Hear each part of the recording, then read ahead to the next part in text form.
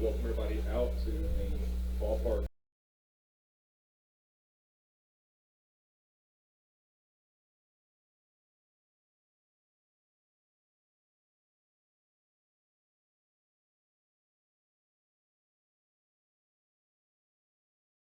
Leads the team as they go for the program's 7th district championship and 16th playoff appearance. Brought to you on the Vype Live Network by ASI Protection Services, Southern Landscape, Covert Cadillac Buick GMC, Centex Material Handling, The Steam Team, Thundercloud Subs, Bussy Roofing, Empire Home Solutions, and Academy Sports and Outdoors. And now, calling the shots for today's game, here's the voice of the Timberwolves, Brad Cohn.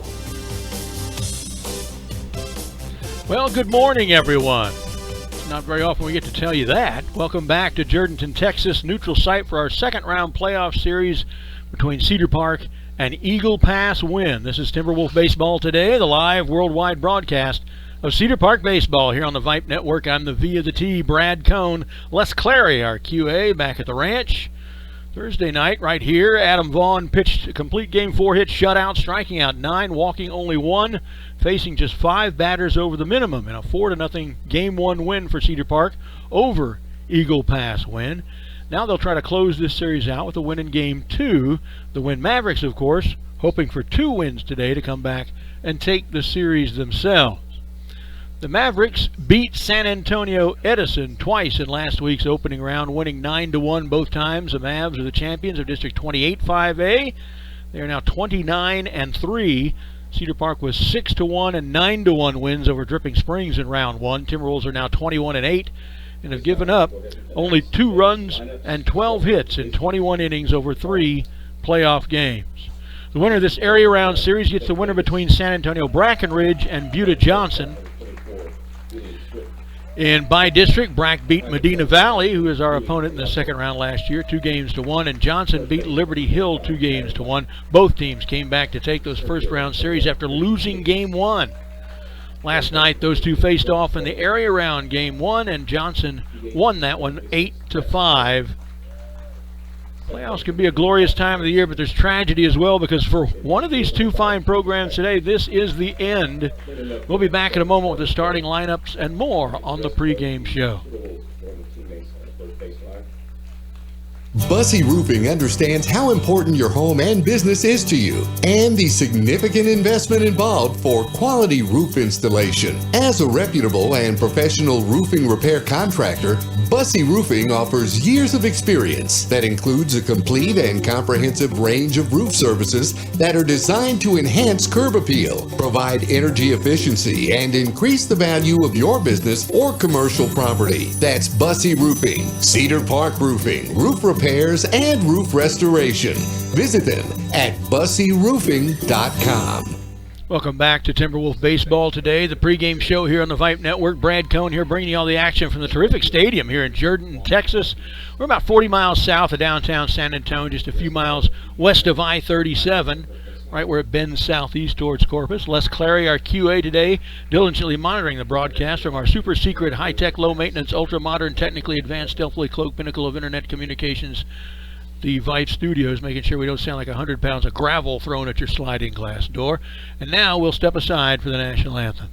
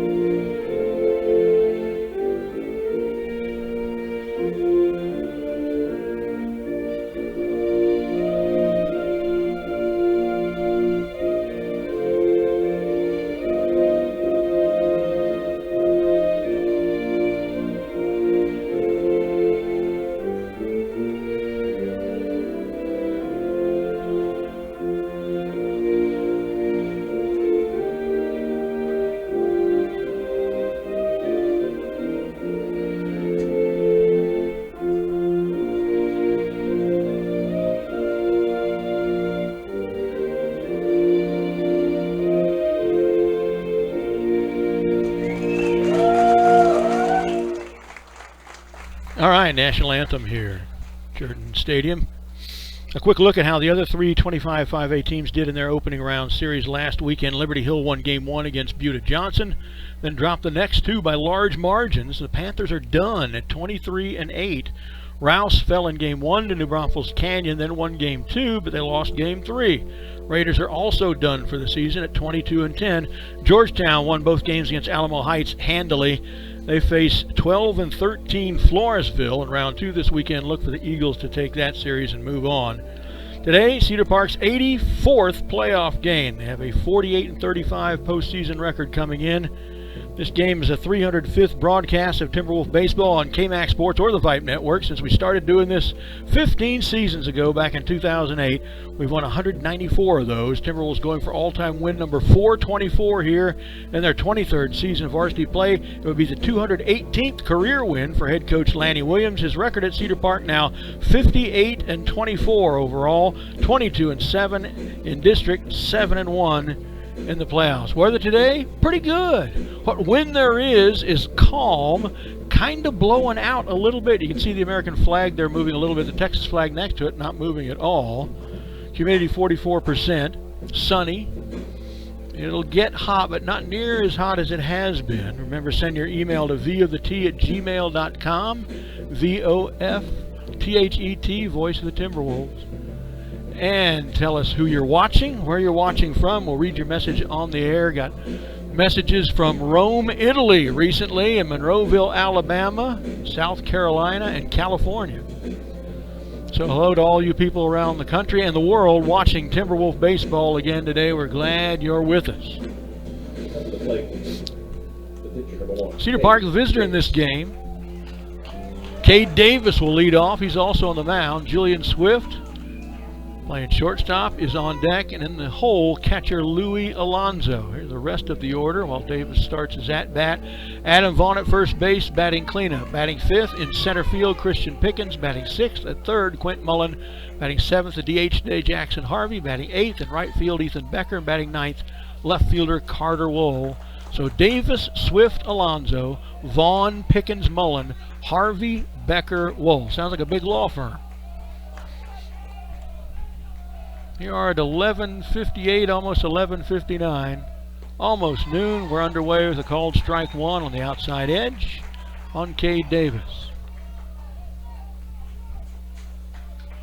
Pitcher's Alan Vielma.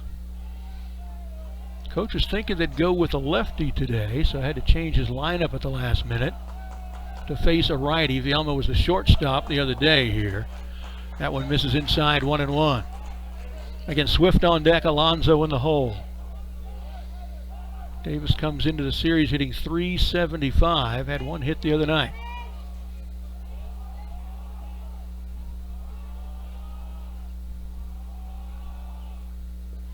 A little low, 2-1.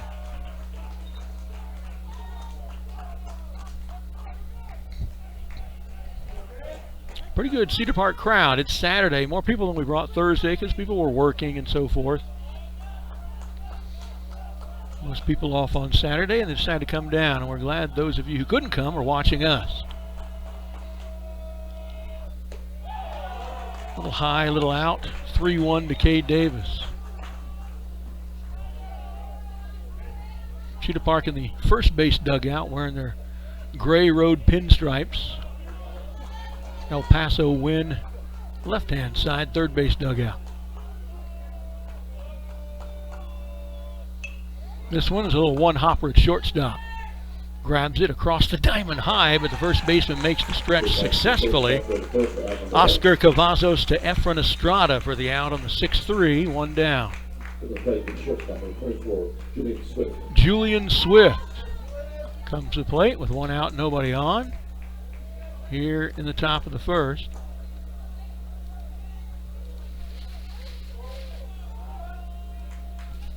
Julian comes in, batting .418 on the season. Had a single yesterday right back through the middle. Yesterday. I'll keep saying yesterday. It was really the day before, on Thursday. This one high, 1-0 to Julian. Julian with a tremendous year last year. Has gotten a lot of attention from various collegiate programs. Made All-State last year at short.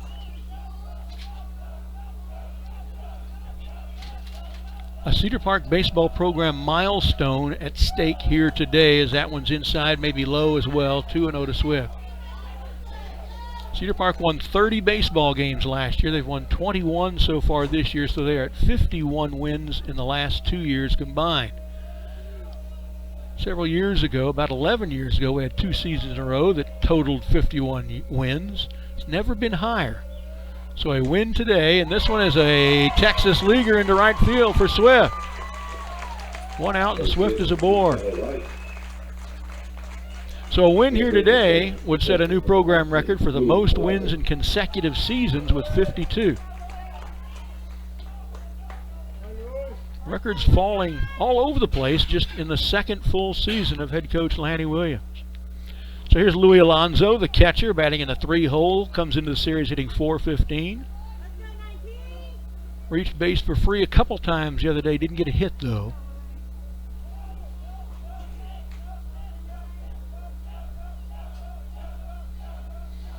One out and 1 on, Swift at first.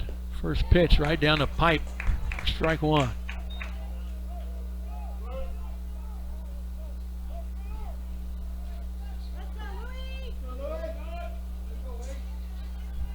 Louis steps out to get signals from Coach Williams at third, back in. They'll throw to first, that's their first. They never threw to first the other day. We threw twice and threw one of them away. Worse than the 1 out of every 7 national average. There's 2 throws.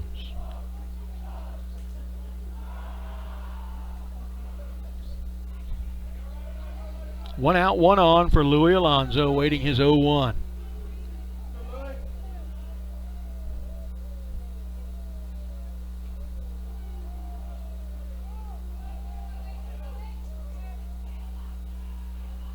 Outside. 1-1 to Louis. Vaughn on deck, Pickens in the hole. Cedar Park trying to strike first here. Needs 1 win today. Of course, we know how that usually goes in our experience. Whoever wins game 2 usually wins the series. Obviously, if you've already won game 1, so many times if you've won 1, lose 2, and it hits it. You come back and lose 3 somehow as well. So Alonso aboard for free for the 3rd time in this series. 2nd time as a hit batsman. Pushes Swift to second.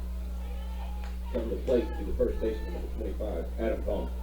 Winn, of course, hoping for 2 games today. We're trying to shut it down as a short day with 1 win and 1 game.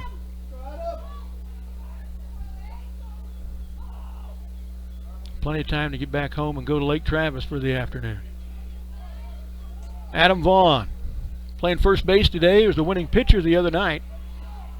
9 strikeouts, 1 walk, 4 hits, and a shutout. Complete game win for Adam Thursday night here. Comes into this series hitting .378. Had a single the other day. Called strike 1 with a little bender that was a nice pitch. So now Pickens is on deck and Mullen in the hole. Still just 1 out. Swift at second, Alonso at first. Pitcher resets. Wind now blowing a little bit across the field from left to right. You can see the flags blowing out there in right center. It's still not much wind.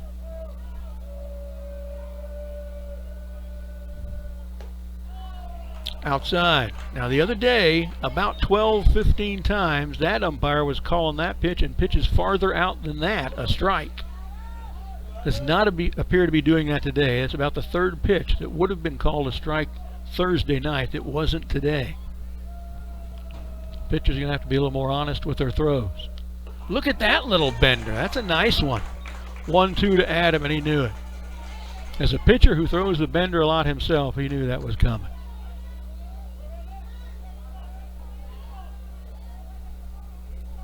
Bielma looks to Saucedo for his signals. Looks at second and Swift. Twice. 3 times. 4 times. Here's the pitch. Foul back to the net for Vaughn. Still 1-2.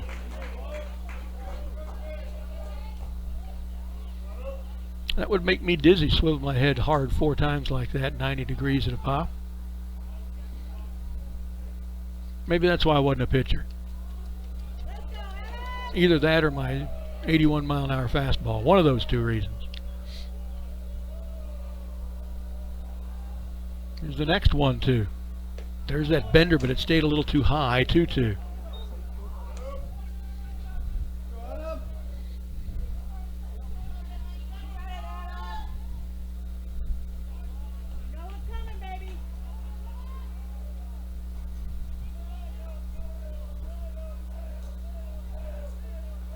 Swift with an average lead at second. The pitch high and inside. Thought that was going to be a little jawbone cracker for a second. Full count to Vaughn. This will be the 7th pitch of the at-bat for Adam Vaughn.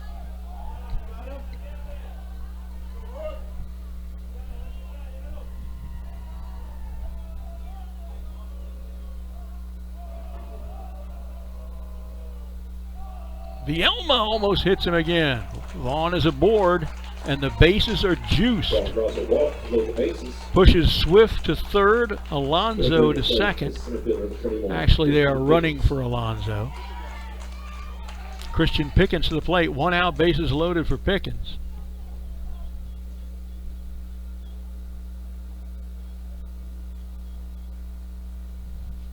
I did not see who they sent in to run, who is on second base right now for Louis Alonso. Maybe I'll get a shot at his number as they come over for a conference. Looks like it might be Dillman.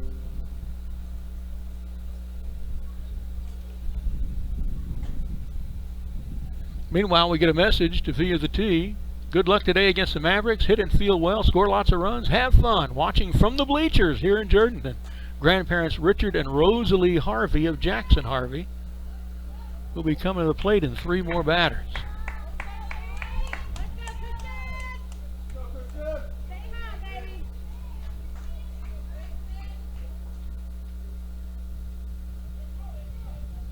Conference is over. Everybody's back in position. Here's Christian Pickens stepping to the plate. Came into the series hitting .329.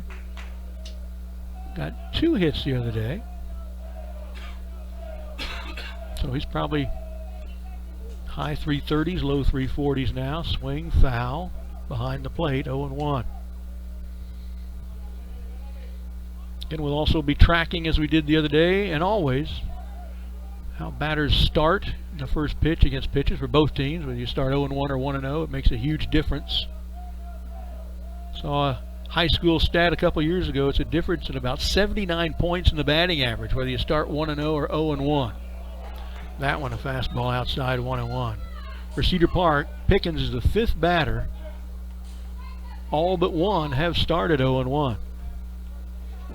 But we've got the bases loaded, so that's kind of flying in the face of the stat.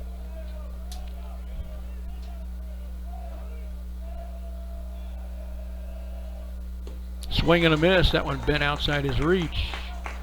1-2 to Pickens. Mullen on deck. Had a huge hit Thursday night. Jackson Harvey DHing today in the 7-hole will be after Mullen.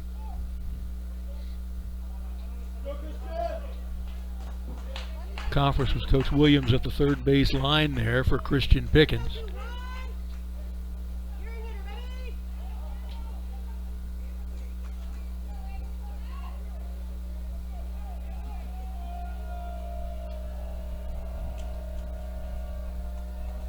The pitch, swing and a miss. Pickens is down, 2 away. First strikeout of the game for Alan Vielma. Sends a 6-hitter, Quint Mullen, third baseman, to the plate. Quint into the series hitting .252. He had a big 2-hopper to the right center field wall. 2 RBI double that really broke the game open the other night, Thursday night here. And was one of our 2 guests on the post-game show. 2 outs, bases loaded for Mullen. Can't let this opportunity go. Got to get something out of it.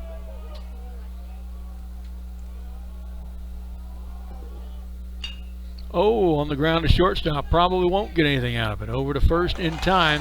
Cedar Park loads the bases with 1 out. Then has a strikeout and a 6-3 to end the inning with no score. We'll be right back after this.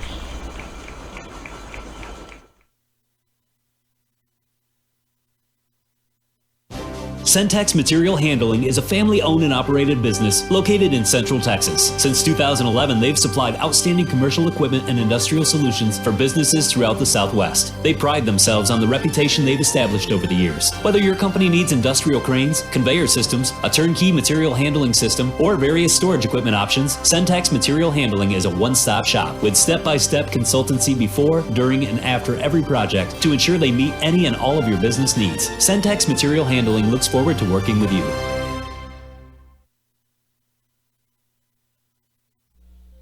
Okay, welcome back to the broadcast. Brad Cohn here live from Jourdanton, Texas. Cedar Park, Game 2 of the series. They lead 1-0 against the Winn Mavericks. 2 out of 3 match. Needing to win 1 of 2 today, hopefully this one. Winn needs to win both of them. No score as we go to the bottom of the first. Cedar Park, the visiting team, they sent 6 to the plate. Their pitcher, Alan Vielma, threw 24 pitches, 12 of them strikes, 12 balls. Gave up a single, hit a guy, walked a guy, loaded the bases. Had a strikeout. Cedar Park left them loaded.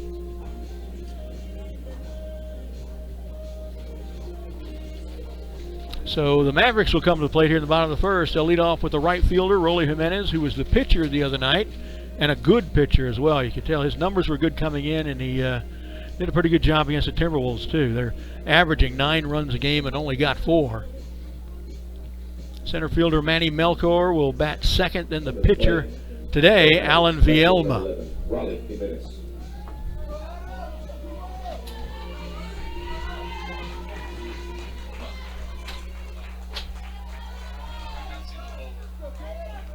So here's Jimenez.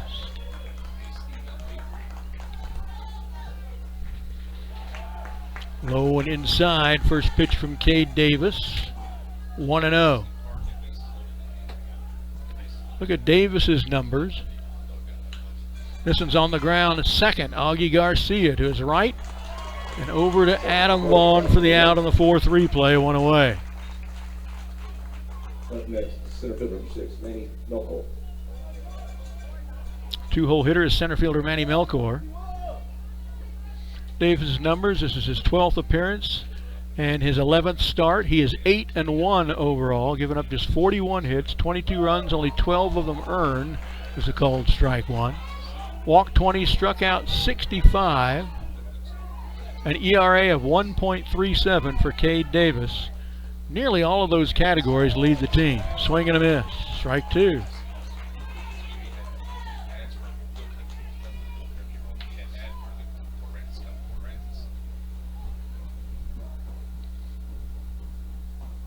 Oh, 2 to Melchor. Davis strikes him out on 3 pitches. First strikeout of the game for Cade. 66th on the season. Next up, pitcher number 8, Alan Vielma. Alan Vielma, the pitcher, with 2 outs and nobody on.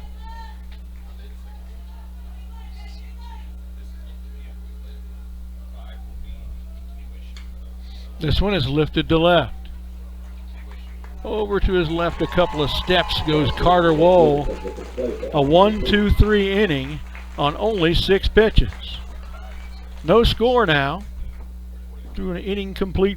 We'll be right back after this.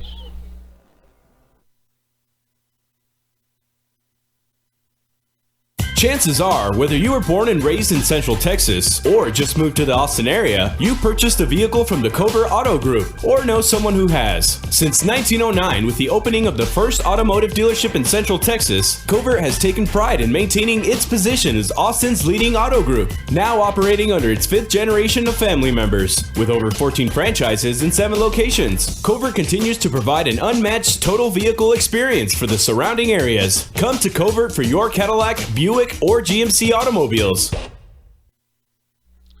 So in that first inning for Cade Davis, only 6 pitches, 5 of them strikes. He struck out 1, got a fly out and a ground out. So a good start for Cade.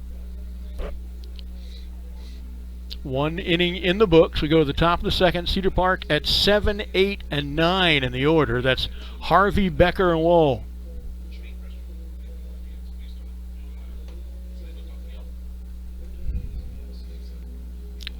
Jackson Harvey DHing today instead of playing first. Adam Vaughn on the bag in the field. Harvey comes into the series hitting .275.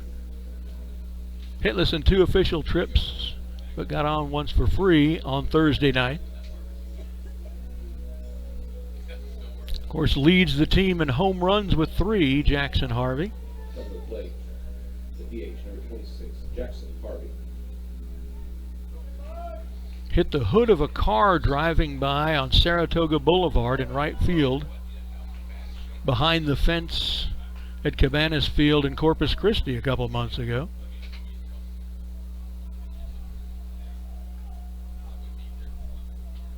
First pitch from Alan Vielma coming up to Jackson Harvey.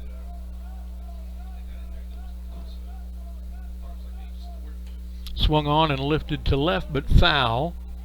0-1.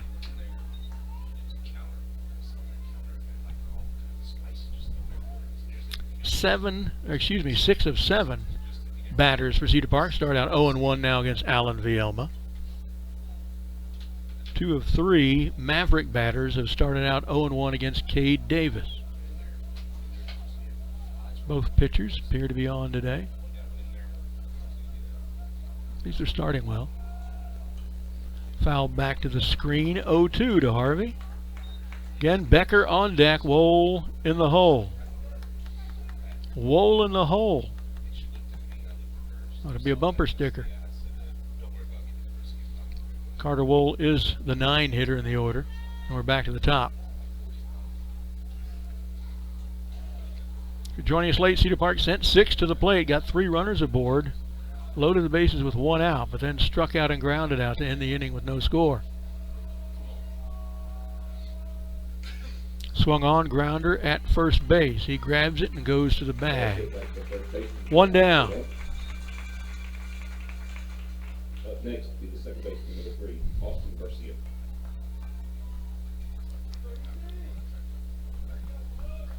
So 1 down now for Ethan Becker. Correction, number 5, Ethan Becker. Batting in the 8 hole today, playing right field, comes in hitting .385. Did not play Thursday night.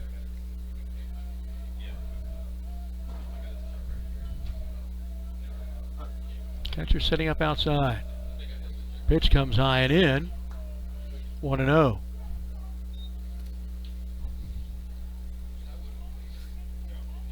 First batter since the second hitter, Julian Swift, to start out 1-0 against Alan Vielma. Winn now completely dead on the flags in right center. Here's the pitch. Nice little off-speed ball with some movement on it. Called strike 1. 1-1 to Becker. Carter Wohl on deck, then back to the top of the order with Cade Davis. Remember, shoot me a message, voftheT@gmail.com. We'll read it on the air. Tell us who you are, where you're watching from. Got a special player you're rooting for. There's a called strike 2. We'll read your message on the air.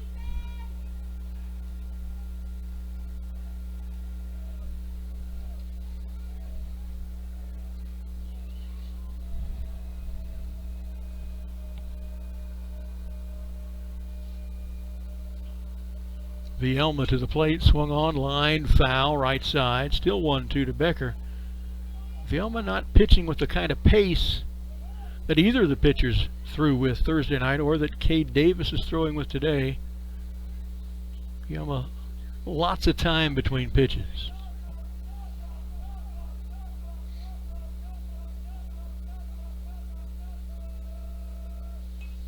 Fouled into the net right side again by Becker. Still 1-2. This will be the 6th pitch of the at-bat.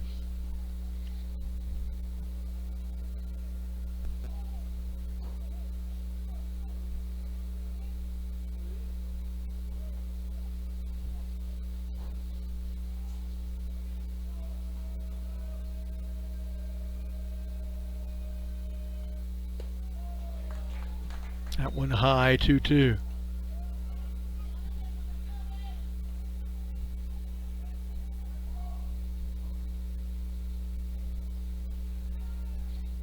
hear of any decisions on where we're going to eat on the ride home today. Ate at Whataburger Thursday night.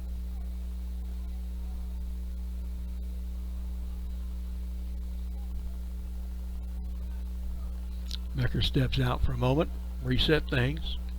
Here comes the next 2-2.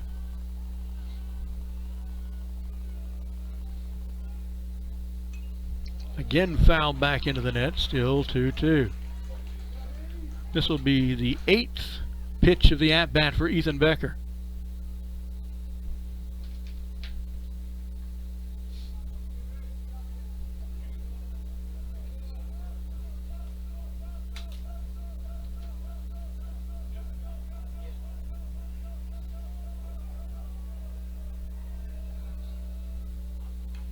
Again fouled back in the net, still 2-2 to Becker.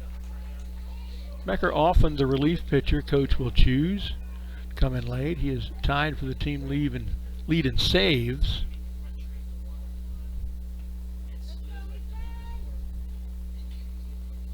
Carter Wohl's been in the on-deck circle for a while now. Again, 2-2 to Ethan Becker.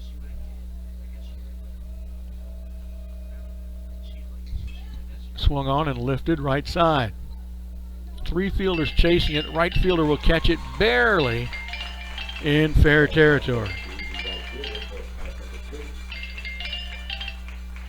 2 down.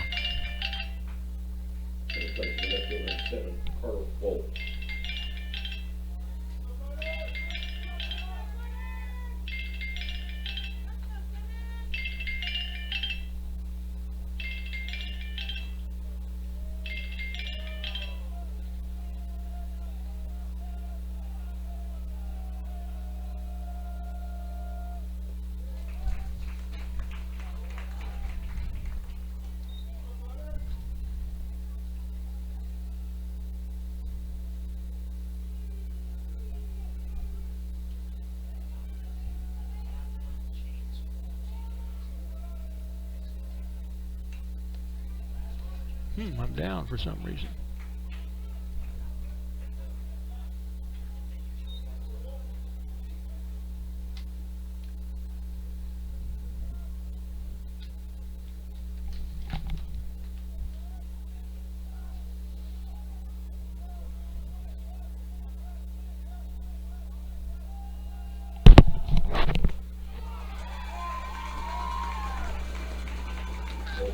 Hey, Merle.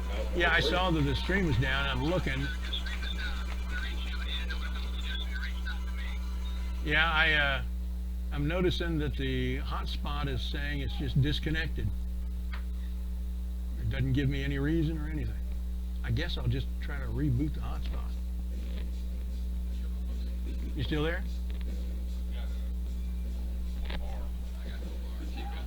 You still there?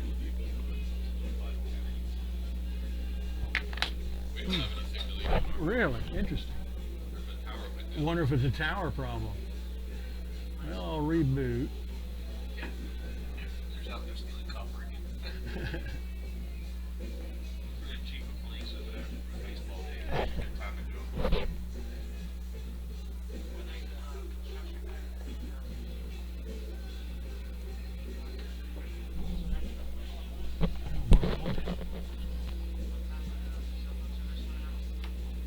We got people watching the game from the stands coming up and telling me we're down.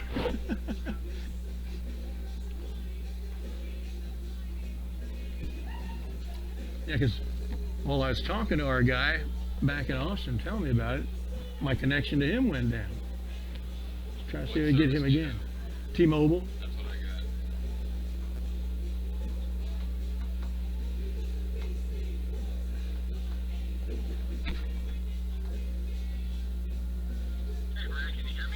Yeah, they may be having troubles out here with a tower or something.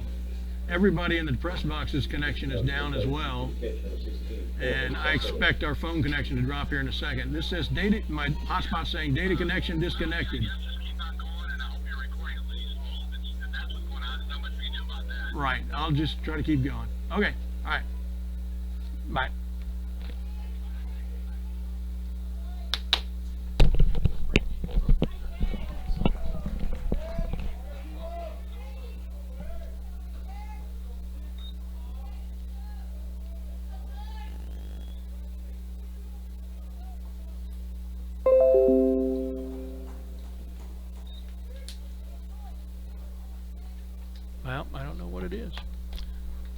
Well, folks, fortunately we're recording. I was away for a moment as Carter Wohl struck out to end the inning. So we're in the middle of the second now. Grounder to short. Julian Swift bobbles at a second, but recovers in time to throw out Jorge Sauceda.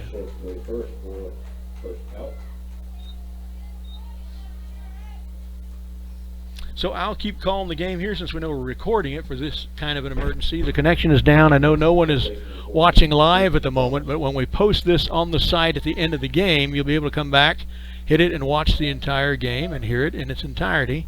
It's exactly why we do this sort of recording. J.P. Ramos steps in. There's a ground ball between first baseman and second. And they got him out! It's the old Little League play. You don't see it much out of Little League. A ground ball into right field. Ethan Becker had him played short anyway. Throws him out at first on the rare 9-3 ground out, 2 away. Too bad nobody saw that one live.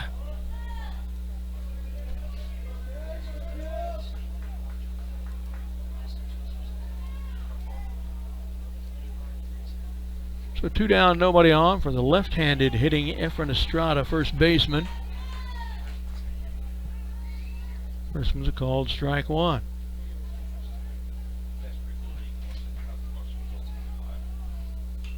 On the ground at Adam Vaughn at first. Grabs it and goes to the bag.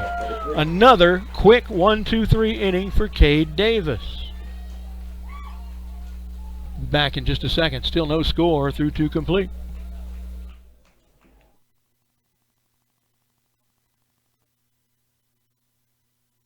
With ASI Protection Services, it's always safe. It's that simple. ASI Services provides commercial and residential alarm monitoring services. ASI does the install and monitoring for way less than the large security chains. They've been in business for 21 years. ASI also offers home automation services, repair services for access control, alarms and CCTV, plus security camera installation and repair. That's ASI Protection Services. Call 512-467-2615.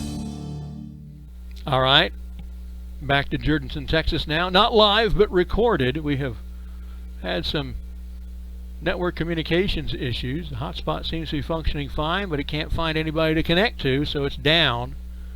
Some of the other folks in the press box too here, and my phone having problems as well, so there may be a local error of some kind in the network. But we'll record this, and you can see it non-live a little bit later today, beginning about an hour or so after the game's over. You can come here and hit it, which you obviously have done, or you wouldn't be hearing me right now. We're through 2 complete with no score, going now into the top of the third. Cedar Park coming to the plate.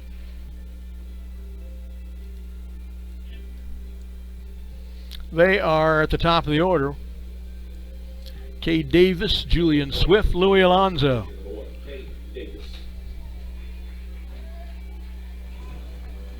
Davis comes into the series hitting .375. He's got 1 hit and 4 trips, counting Thursday night. Grounded out to short to start off the game at the top of the first.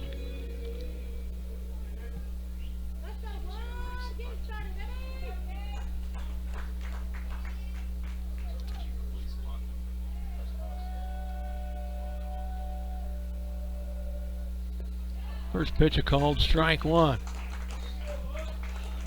0-1 to Cade Davis.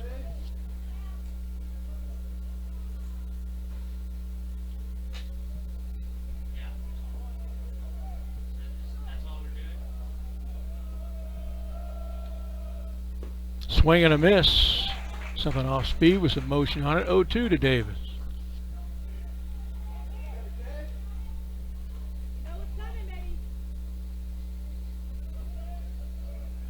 Swift on deck, Alonso in the hole.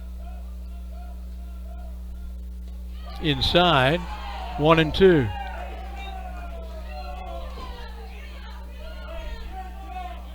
I guess the Winn fans wanted that. It almost hit him in the knees.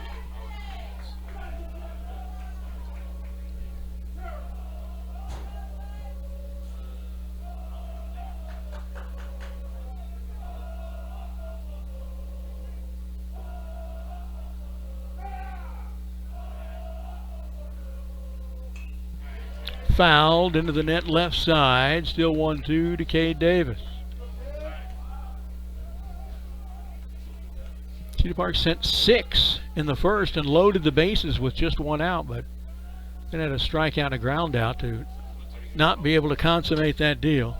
Every other inning for both teams has been 3 up, 3 down. High and in.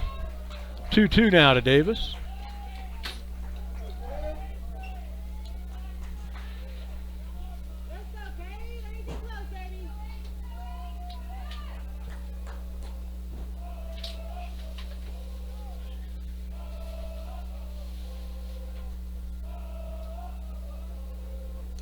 And that one is in as well. So now after starting 0-2, Davis has run the count full.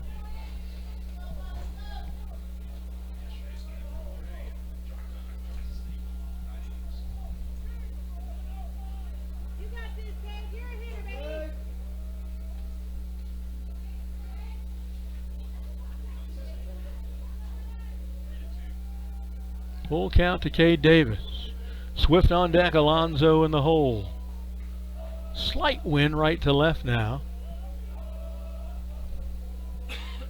It's blowing hard right to left, 12 to 14 knots all game long Thursday evening.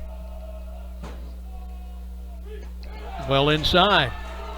So after 0-2, Davis works a full count walk to lead off the inning. And you're well aware of our other national high school stat we found where a guy leads off an inning by getting to base for free, walk or being hit, scores 77% of the time. In the 3 years we've been following that stat, it is dead on. Happened only 1 time in a game Thursday night, and that man scored. Apparently had a complaint about balls and strikes from a coach who's looking at it off 90 degrees to the side in the dugout.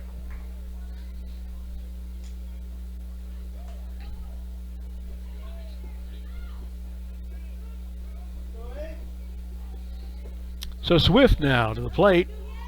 Comes in hitting .418. A little better than that now. That's before his single to the right side in the first inning, but he was stranded at third after the reaching base then.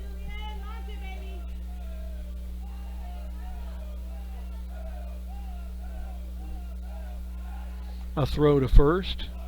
There first.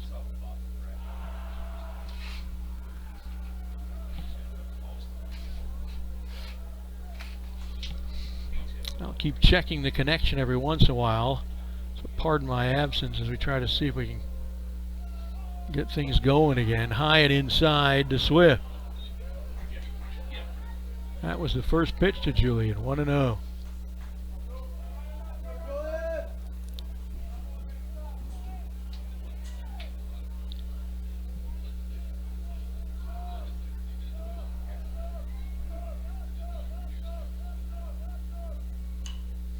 Lifted, shallow right. Back goes the second baseman.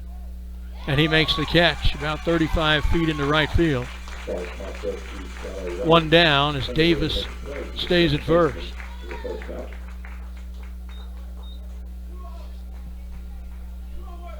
Catcher Louis Alonso. The catcher number 19, Louis Alonso.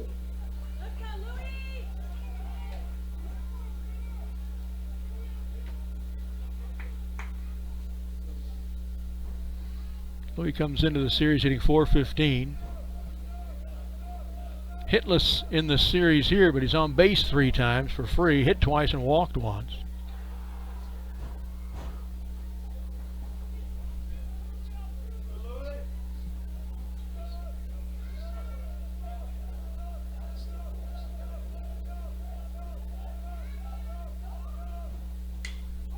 This one towards right, and it's going to fall.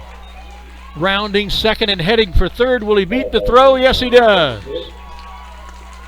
Good running by Cade Davis. First to third on the single to right by Louis Alonso. His first hit of the series. Alonso, who's runner to first base. That runner's on first and third. 1 out. Adam Vaughn. 1 out, runners at the corners for Adam Vaughn. Playing first base today. Comes into the game hitting .378. Had a single Thursday night. walked the first time up today, but he was stranded at first when Cedar Park left the bases loaded in the first.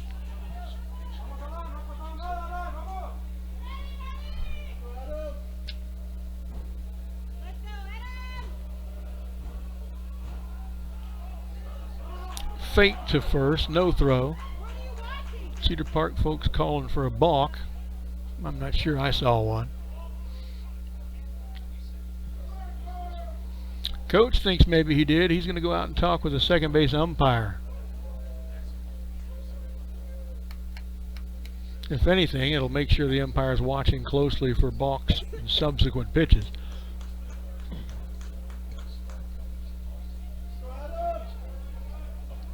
So Cade Davis at third. Alonso with a runner at first, one out. Adam Vaughn at the plate, still awaiting his first pitch. Another throw to first. A little closer this time, but still not good enough. It's their third.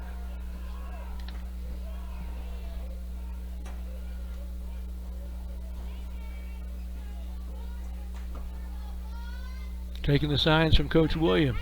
Stepping back in is Adam Vaughn. Still awaiting his first pitch. He's been standing there a while. Another throw to first. That's their fourth. Three of them while Vaughn's been standing here waiting for his first pitch.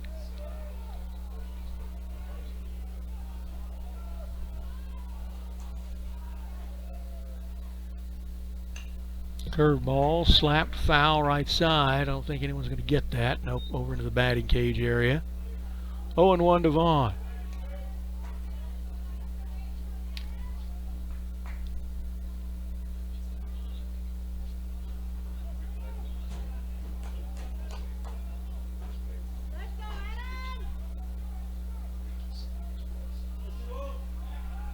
Another throw over.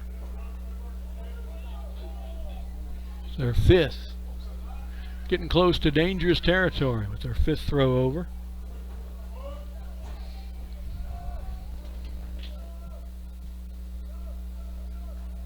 Oh, there's a nice pitch. I wouldn't have complained if he'd called that a strike, but he did not. 1-1.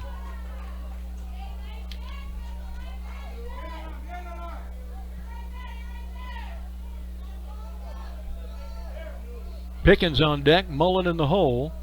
Runners at the corners for Adam Vaughn. Here comes the 1-1. High. Maybe in as well. 2-1.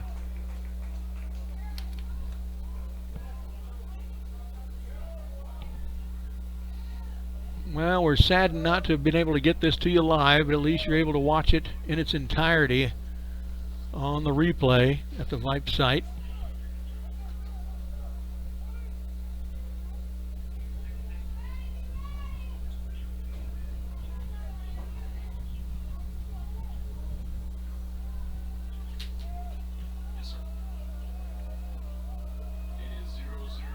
Runner goes from first, lined into the Cedar Park dugout, 2-2 to Vaughn. Alonso's runner will have to go back. It might be Dillman again.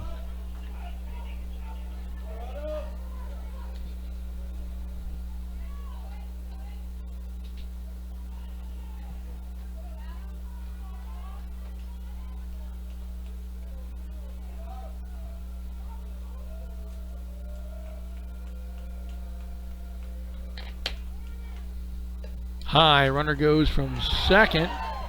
They throw to third. He gets back in safely. That's Houston Molinaro, who is running for Davis, the pitcher. And a stolen base on indifference for Alonso's runner at second.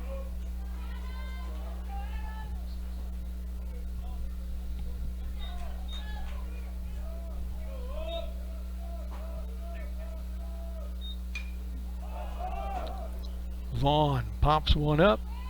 Second baseman under it, makes the catch. Nobody can move. Vaughn is down on the P4, 2 away for Christian Pickens, a 5-hitter playing center field today. in place for the Timberwolves. Center fielder, number 21, Christian Pickens.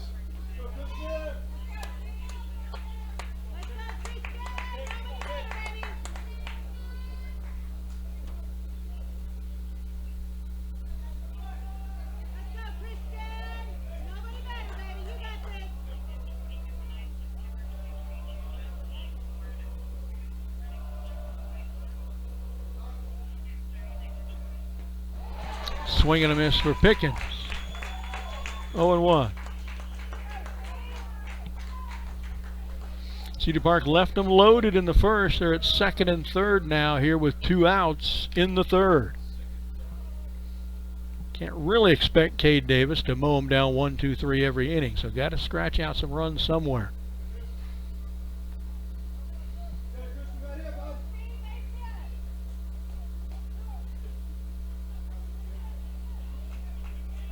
Pickens back to the plate now with an 0-1 count.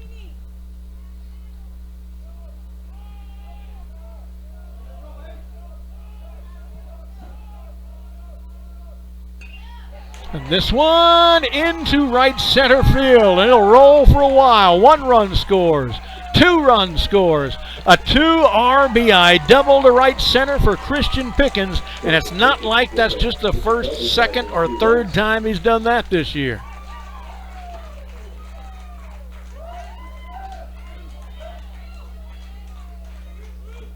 He ends up at second. Davis's runner Molinaro scores from first. Alonso's runner, who we think might have been Dillman, scored from second. So still 2 outs, but now 2 in for Quint Mullen, batting in the 6th hole today. Comes in hitting .252, grounded out to short the first time up.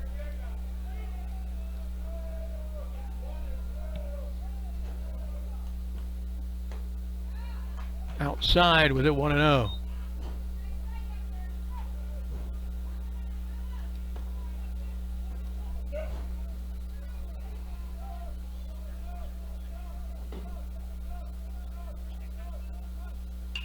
On the ground to third. He'll reach up. Nope, can't get the tag. He's going to go across the diamond and overthrows it. The runner rounds third Pickens and comes home to make it 3-0 Cedar Park. Mullen lives on the E5 and ends up at second base. Taylor advances the runner to second. Double base DH in place 6, Jackson Harvey. So now Jackson Harvey batting in the 7th spot, the DH today. Comes up, hitting .275 on the season. Leads the team in homers, though. Grounded out to first the first time up. High with the fastball, 1-0.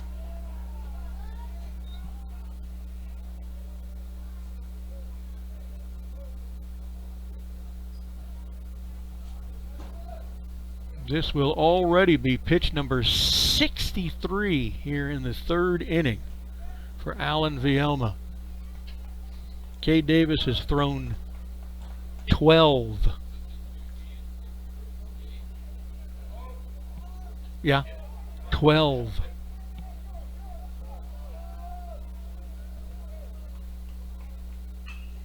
And this one's lifted to right. Got a beat on it, though. Rolly Jimenez makes the catch to end the inning, but Cedar Park this time sends 7. There's an error, a 2 RBI double, a single, a walk, and 3 runs. Cedar Park leads after 2.5, 3-0. We'll be right back.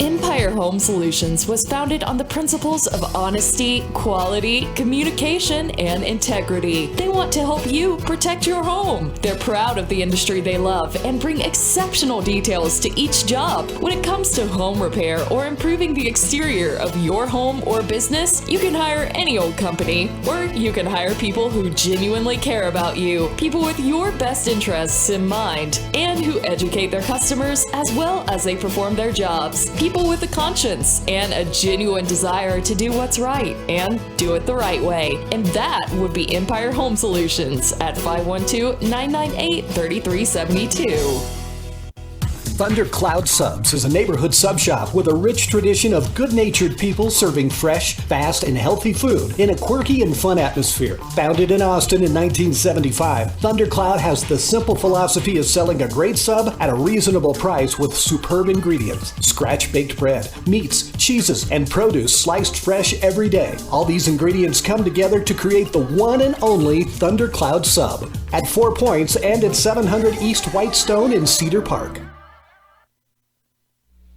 All right, welcome back to the broadcast. Brad Cohn here on recorded delay since we can't reach any of the networks around here for whatever reason. Still recording it. We'll post it on the site for you to watch in its entirety a little bit later, which is what you're doing now. We're through 2.5. Cedar Park struck for 3 in the top of the third, leads 3-0. We're in the bottom of the third, 7, 8, 9 in the order for El Paso. Eagle Pass win. Shortstop Oscar Cavazos leads it off with a called strike 1. Cade Davis has thrown now 13 pitches in this game. Their guy has thrown 73. Davis off the mound to grab it and across the diamond with the out.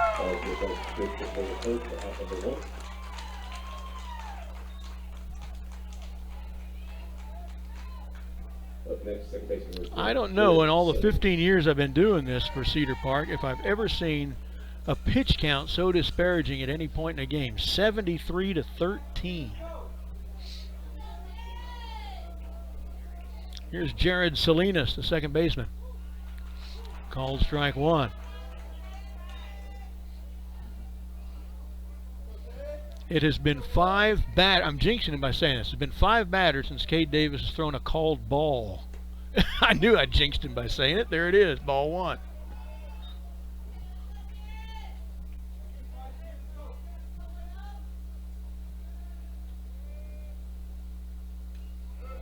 Foul tip 1 and 2.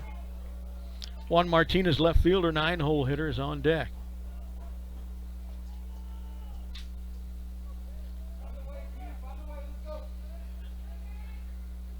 Swing and a miss, and he got him.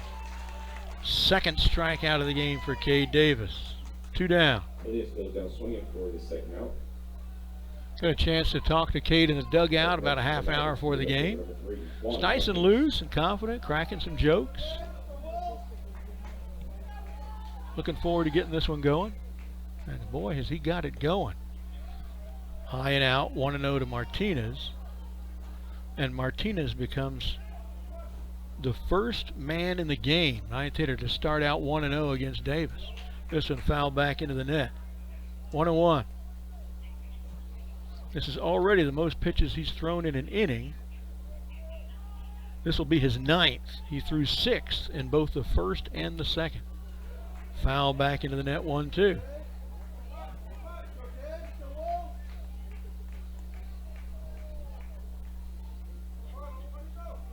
First 8 batters, 2 strikeouts and 8 defensive outs. All but one of those on the ground. There was one fly out to left. High and out. Looked like that came out of his hand funny. 2-2. First man in the game to go to a 2-ball count against Cade Davis. And he strikes him out anyway. Third strikeout of the game for Cade. Third 1-2-3 inning. We'll be right back. Cedar Park up 3-0 after 3.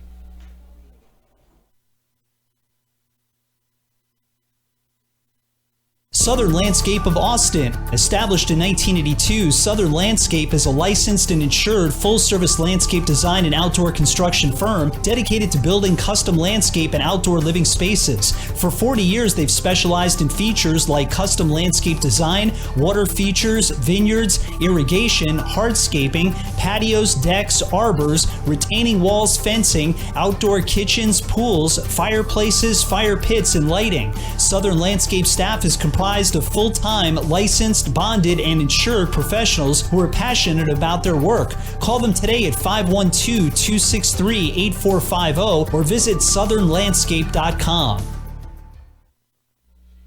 All right, Brad Cohn back here in Jordan, Texas. Cedar Park up 3-0 through 3 complete innings of play. Going to try to add to that now here in the 4th inning. They're at 8-9-1 in the order, Becker, Wohl, and Davis. Cade Davis pitch count through 3 innings. It's a pretty good inning last time. 1, 2, 3, 2 strikeouts, only threw 11 pitches, but guess what? That's almost half of the pitches he's thrown in the entire game. Only threw 6 in each of the first and second innings. So 23 pitches in 3 innings. 18 strikes, 5 balls, a greater than 3-to-1 strike-to-ball ratio for Cade Davis, who is really on so far today. Meanwhile, their guy, Alan Vielma, thrown 73 pitches, 37 strikes, 26 balls. Giving up 3 runs, 3 hits, a walk, a hit batsman, struck out 1. So here's Ethan Becker, flied out to right first time up after a really long at-bat. There's a called strike 1.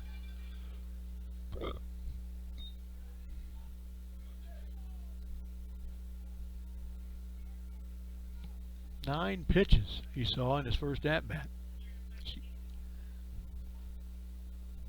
Fastball low, 1-1. Carter Wohl's on deck, then we're to the top of the order with Cade Davis.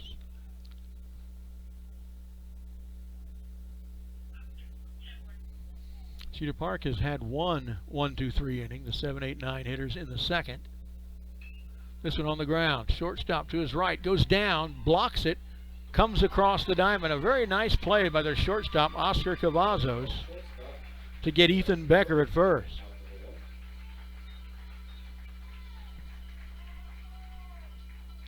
One down, 9-hole hitter, left fielder Carter Wohl. Struck out swinging at a 2-2 pitch first time up.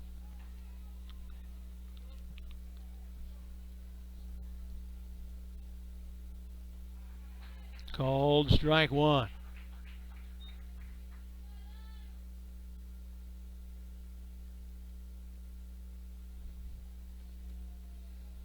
I continue to look at my hotspot trying to find out why it can't find any network around here, but it's not giving me much information. This one, a line drive right into the glove.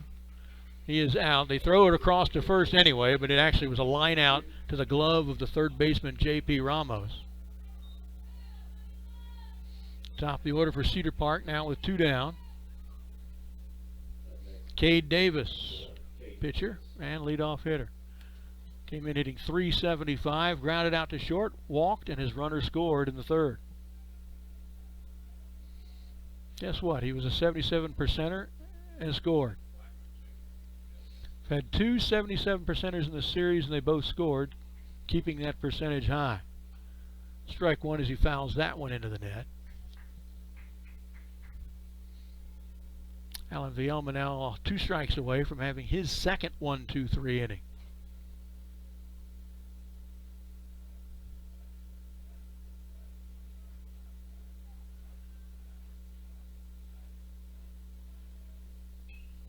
Fouled, left side, out of play, 0-2.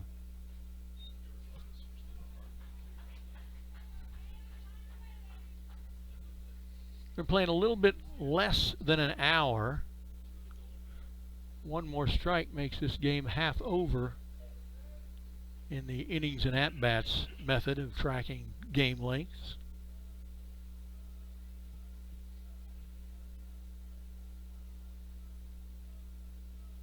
Kick and a throw.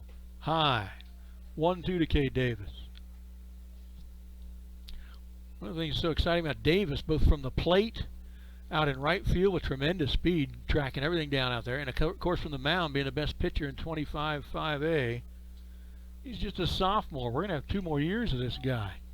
In the air, foul, left side, shortstop. Can't get it, and it lands fair. What bad luck. It overran it. Davis ends up with a double.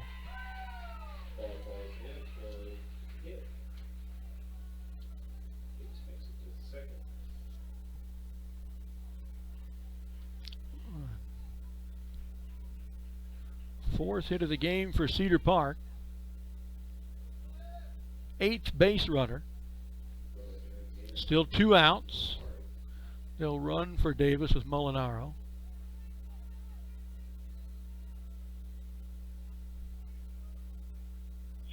Julian Swift to the plate. High and in to Julian, 1-0.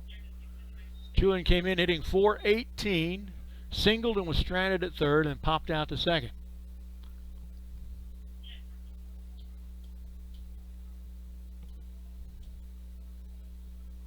Runner goes. Swing and tipped it in the plate area. He's going to have to send him back to second.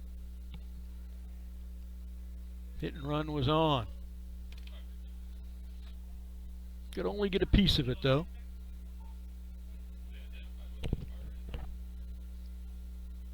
Swift now with a 1-1 count.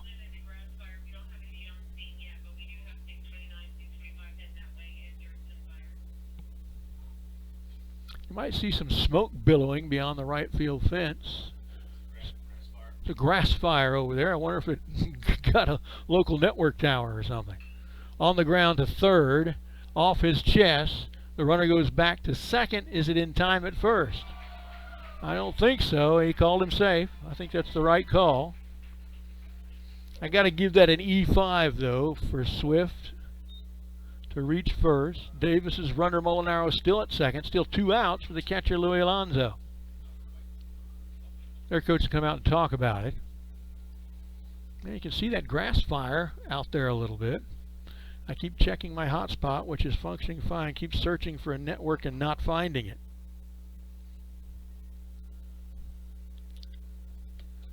The reason we think it might be a network error locally is that a couple of us have T-Mobile phones that kind of lost their connection, and then the hotspot is AT&T, so they're even different carriers that kind of all failed at once.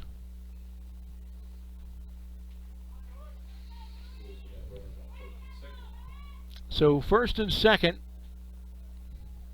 for Louis Alonso.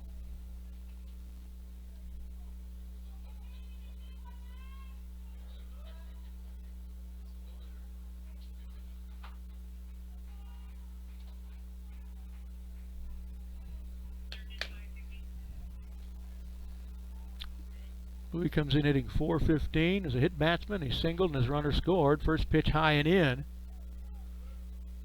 1-0.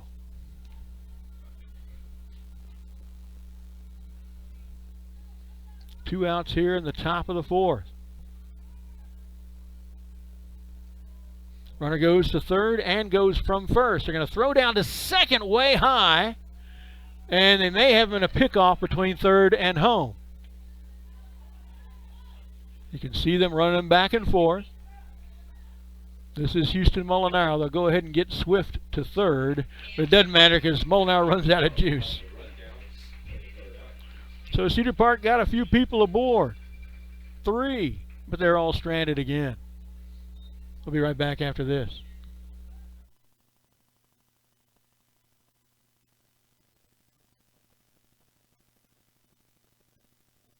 Bussey Roofing understands how important your home and business is to you and the significant investment involved for quality roof installation. As a reputable and professional roofing repair contractor, Bussey Roofing offers years of experience that includes a complete and comprehensive range of roof services that are designed to enhance curb appeal, provide energy efficiency, and increase the value of your business or commercial property. That's Bussey Roofing, Cedar Park Roofing, roof repairs, and roof restoration. Visit them at busseyroofing.com. Welcome back.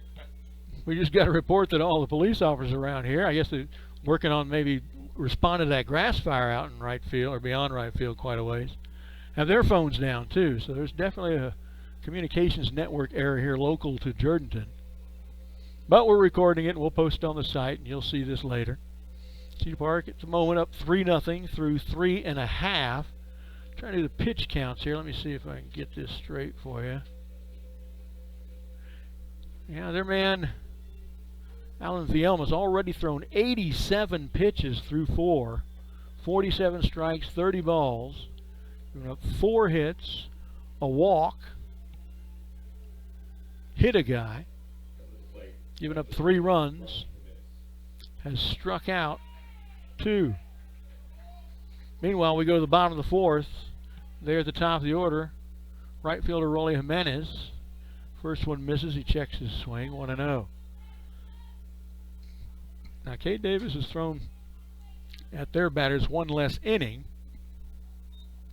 But at the moment has only thrown 25 pitches to their man's 87. This one's fouled out of play, 1-1.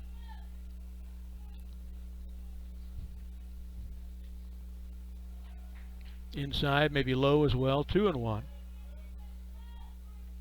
Until the last batter of the last inning, nobody had gotten more than one called ball against Cade. He got 2. This man, Jimenez, has 2. So is Cade slowing down a little? 3 balls. First time he's gone to a 3-ball count to anybody. Is it getting hot? Is it starting to affect Cade Davis?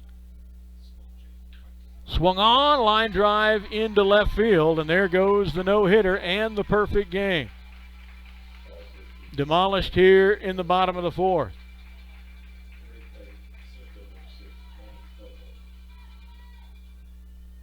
So yeah, maybe the heat's getting to Cade a little.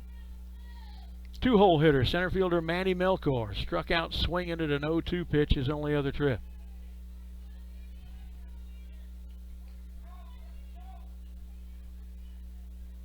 Shows bunt. Blocked in the plate area. The pitch was low. Nice block, actually, by Alonso. 1-0.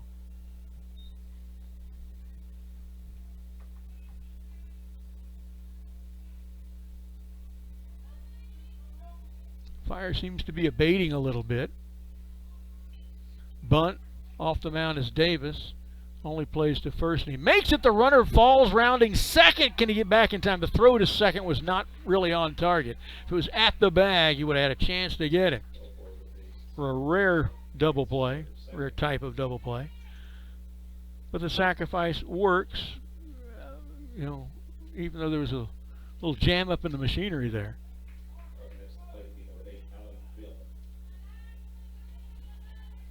One down, runner at second. Pitcher Alan Vielma batting in the 3-hole, flied out to left the first time up.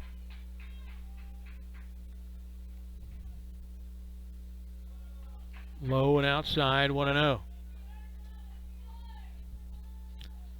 So after 7 of the first 8 batters started 0-1 against Cade Davis, the last 4 in a row have not. Shows you a little bit there too. 1-1.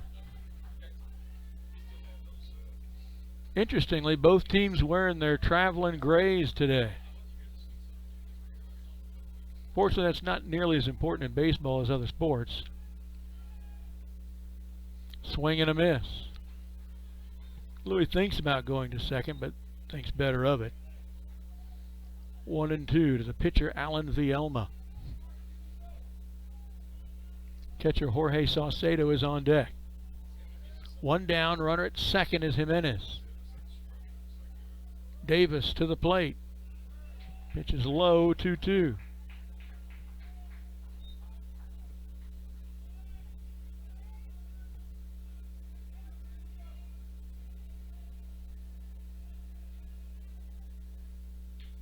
This one's driven high, hard, and deep to left, and it lands foul. Would have been at least a run-scoring double.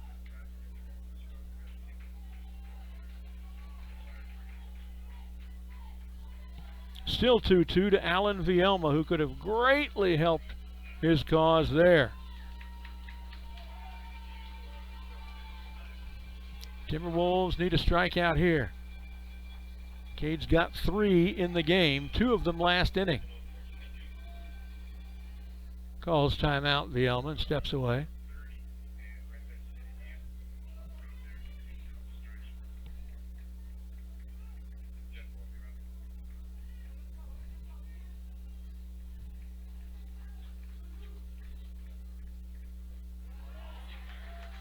Low, 3-2.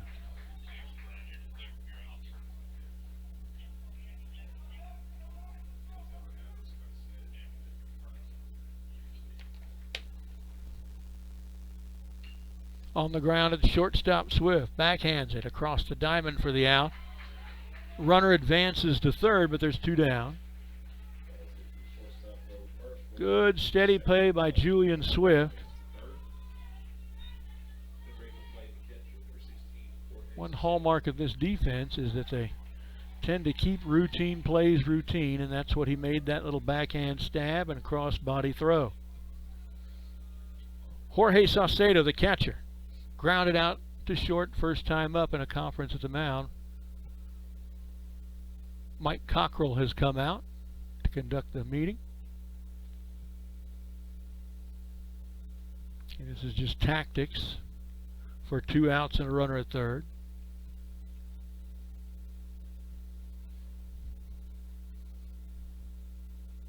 Assistant coach Brendan McCarthy talks to the plate umpire for a moment about something.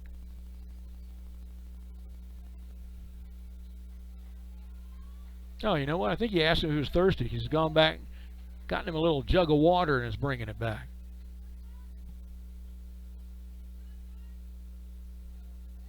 See him giving it to him there.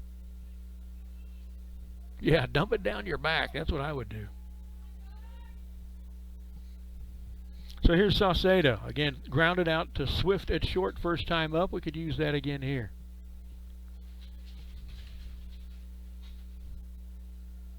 Rolly Jimenez at third, trying to crack the goose egg on the scoreboard for the Winn Mavericks. This one's fouled, out of play right side, 0-1.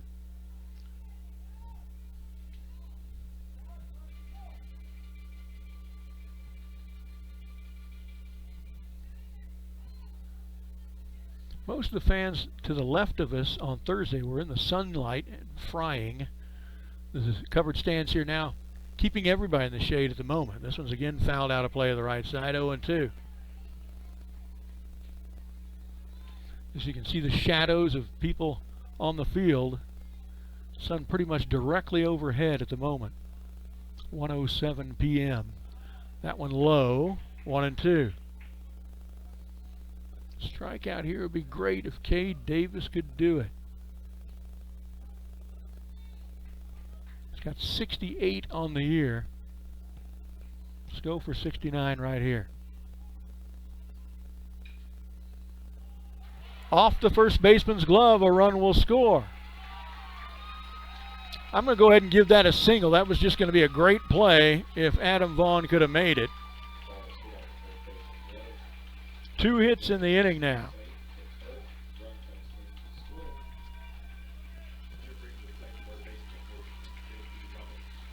First score of the series for the Mavericks. Still 2 outs. Runner at first now for J.P. Ramos, the third baseman. He was thrown out. He grounded out to right field. You don't get to say that very often, so I'm going to say it again. He grounded out to right field last time up. Alert play by Becker, who hadn't played short. This one's grounded foul left side, 0-1 to Ramos.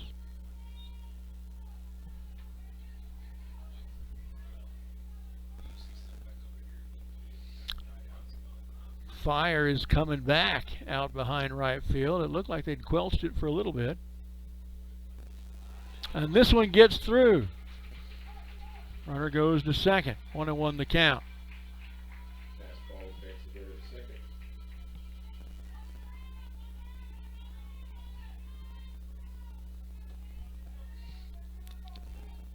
Now, Cedar Park not looking like Cedar Park in the field this inning.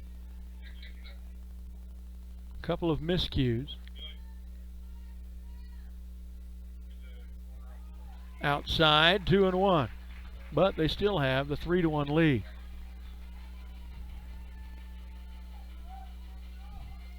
You're curious of where they'll be when they come back and try to get that run back in the top of the fifth. They'll be at 4, 5, and 6. Vaughn, Pickens, and Mullen. Fouled back to the screen, 2-2. Now a strike away from getting out of this with no further harm done.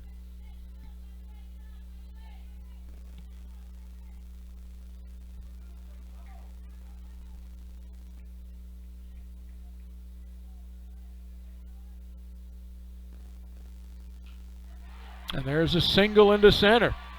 Rounding third, but they'll hold him. Throw comes in, and he's a dead man. Well, he ran through a hold sign. His coach was holding him. And his coach knew what he was talking about because that throw was the old frozen rope. So Cedar Park gets out of the inning with no further damage done, but they do score one on a sacrifice bunt, a single, and another infield single. Score now through 4 complete, 3-1 Timberwolves. Will be right back.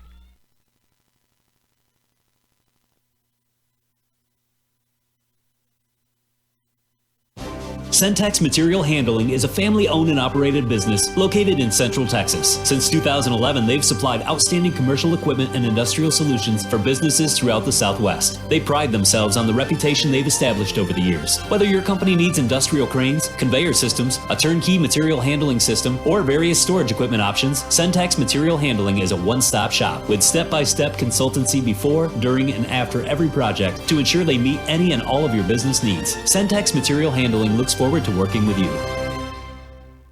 Chances are, whether you were born and raised in Central Texas or just moved to the Austin area, you purchased a vehicle from the Covert Auto Group or know someone who has. Since 1909, with the opening of the first automotive dealership in Central Texas, Covert has taken pride in maintaining its position as Austin's leading auto group, now operating under its 5th generation of family members. With over 14 franchises in 7 locations, Covert continues to provide an unmatched total vehicle experience for the surrounding areas. Come to Covert for your Cadillac, Buick, or GMC automobiles.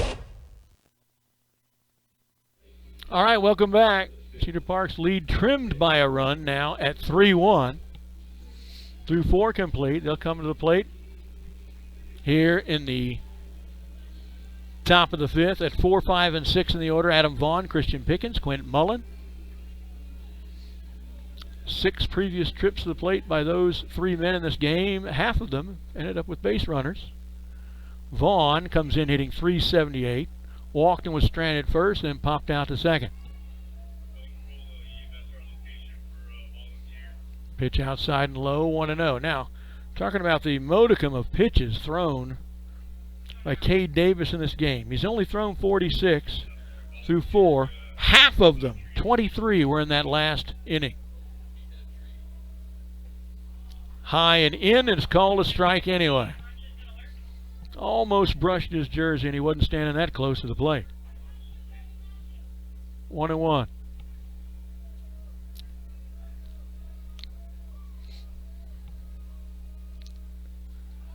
That pitch was a better one than the last one. They called it a ball.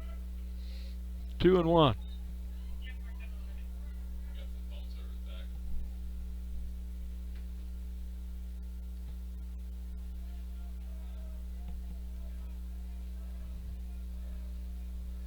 Here we've got some phone service back locally, but oh, and it hits him in the back. Alonso hit by pitch, puts him on first base. To bring the plate for 25, Adam Vaughn.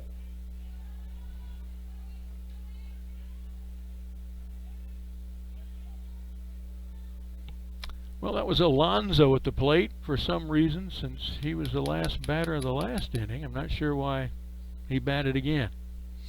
They didn't make the 3rd out elsewhere. Huh. So here's Vaughn.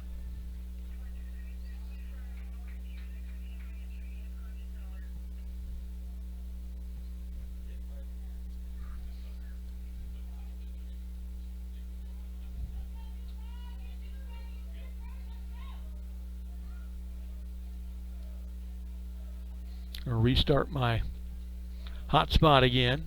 Since they're getting some network service back, maybe you can find a network if it reboots. A throw over to first. It's their 6th. They are living in dangerous territory in that stat right now. This pitch in the dirt. 1-0 to Vaughn. Still trying to figure out how Louis Alonso led off that inning since he reached on a fielder's choice last inning.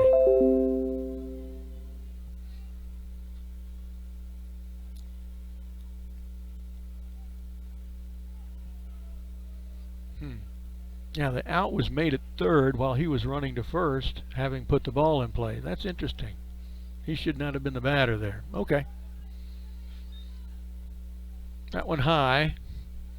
2-0 to Vaughn.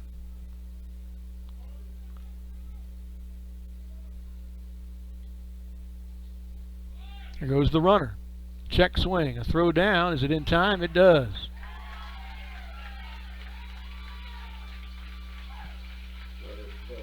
One down. 2-1 the count to Vaughn. Base is empty now.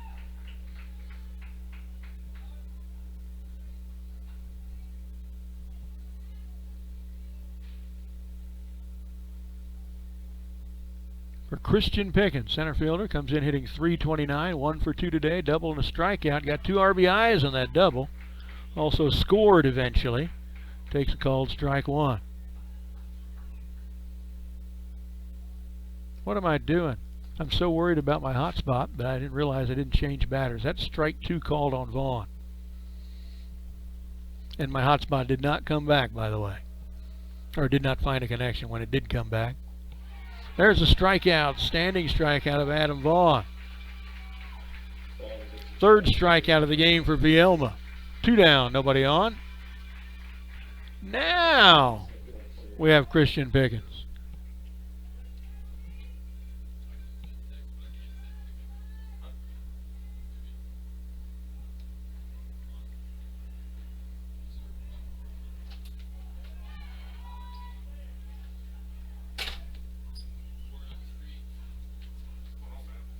Looks like the fire is under control again out beyond right field. Pitch is high to Pickens, 1-0. 2 outs, nobody on here in the top of the 5th.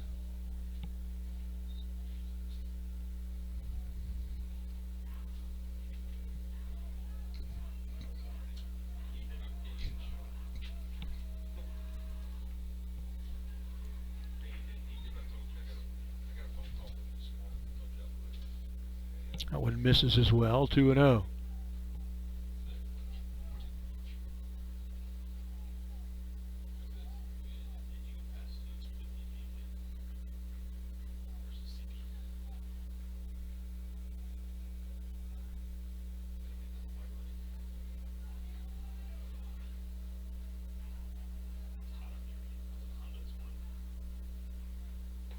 High and inside, 3-0 to Pickens. Thrown a lot of pitches, but he's only walked 2 people so far, Alan Vielma.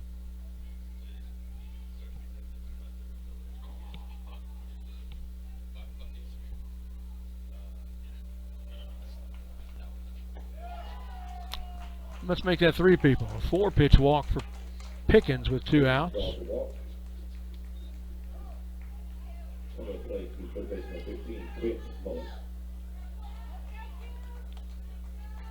Pickens becomes a 12th base runner for Cedar Park. They have only plated 3 of those.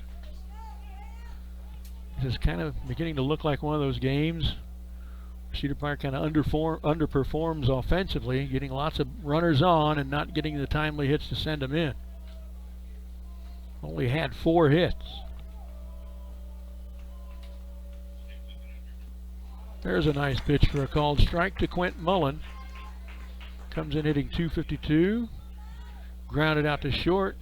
Grounded towards 5, but bounced it off of him for an E5. But he was stranded at second later.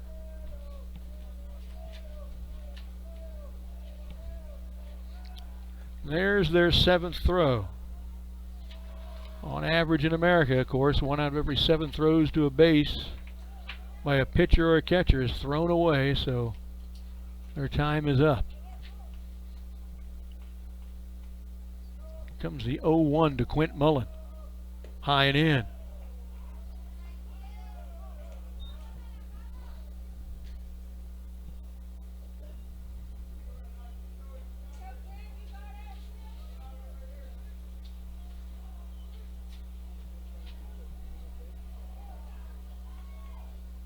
High and in again, 2-1.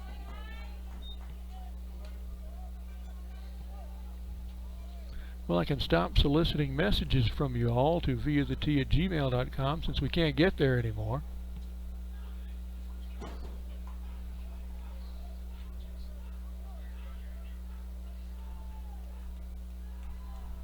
Runner goes. Swung on. Back to the pitcher. Underhanding it to first base for the out. Cedar Park has a hit batsman and a walk, but scores no runs in the fifth. We're through 4.5. Still 3-1 Cedar Park.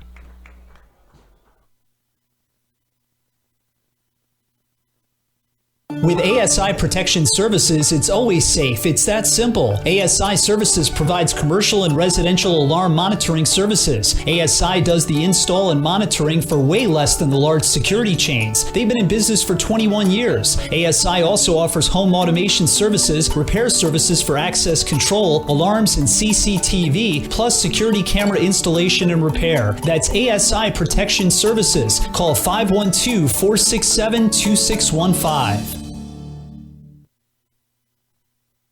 All right, welcome back to Jourdanton, Texas. See one of our film girls standing behind the umps out there along the first base line.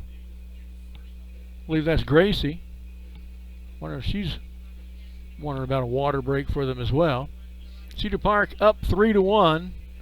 They've been to the plate 5 times. They've had 1, 2, 3, 4, 5, 6, 7, 8, 9, 10, 11, 12 base runners. Only scored 3 of them. The Winn Mavericks Cade Davis had a perfect game going until the last inning when he gave up 3 singles and a sacrifice bunt, and they scored a run. Threw a guy out coming home. That was done by the right fielder, Ethan Becker. Great throw on one hop. Guy ran through a hold sign, and the coach was right to hold him. I was surprised to look up after I was watching the throw and see the catcher Alonzo waiting with the guy still 10, 12, 15 feet away. So to the bottom of the fifth now. Winn Mavericks to the plate, 6, 7, 8 in their order. Leading off, first baseman Efren Estrada. Grounded out to first the first time up. Takes a called strike 1 from Cade Davis.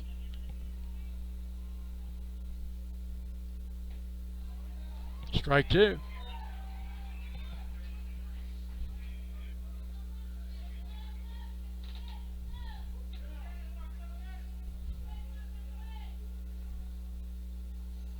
Outside and low, 1 and 2. I've just got a sneaky feeling Cedar Park's going to need more than 3 to win this game 2 of the series. High, 2 and 2.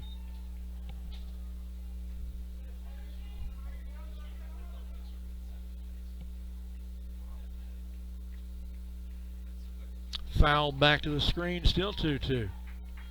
Shortstop Oscar Cavazos is on deck, then their second baseman Jared Salinas. Cade Davis working. This will be his 52nd pitch of the ball game. Their man has thrown 104, twice as many. Outside on that one, full count.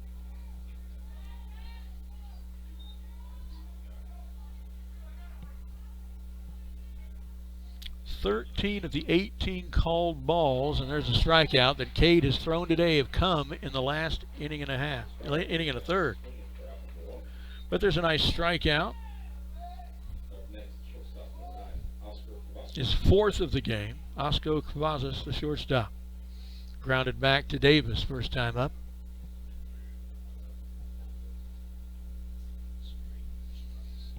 Well, the signs of the fire have been minimized again. It kind of keeps stopping and restarting out there.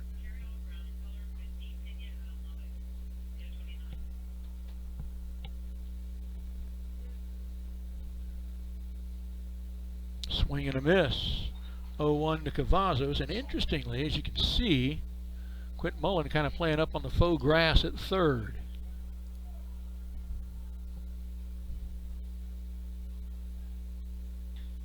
Line foul, out of play over the first base dugout. 0-2 to Cavazos.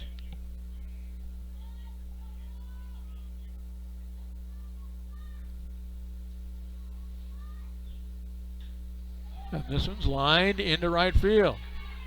And try to throw another one out and almost gets him. You rarely see that. Years will go by without seeing it. We almost saw 2 in one game.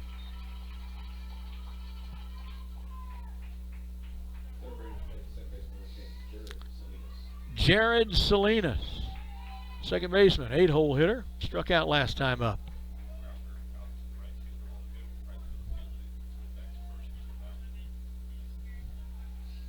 A throw to first, that's our second.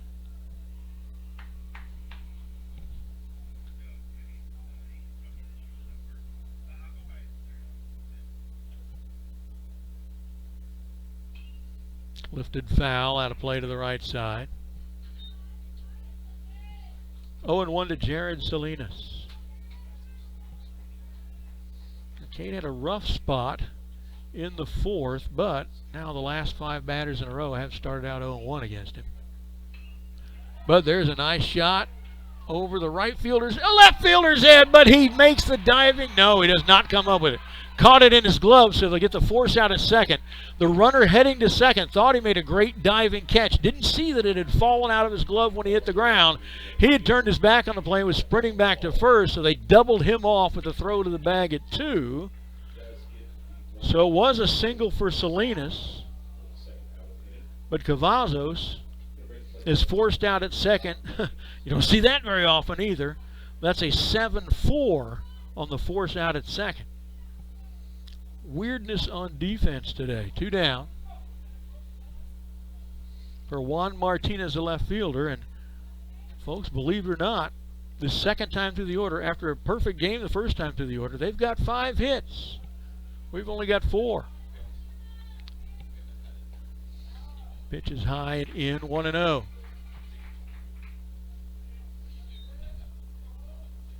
So does Davis have more gas in the tank? We got 2 more innings after this one. Grounded foul, third base side, 1-1.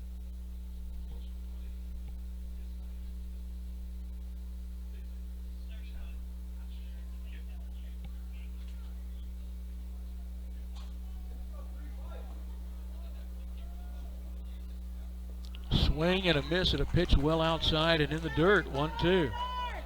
Now just a strike away from getting out of this with no damage done. They do have 2 hits in the last 2 batters and 4 hits in the last 5 batters for the Winn Mavericks. Fouled back to screen, still 1-2.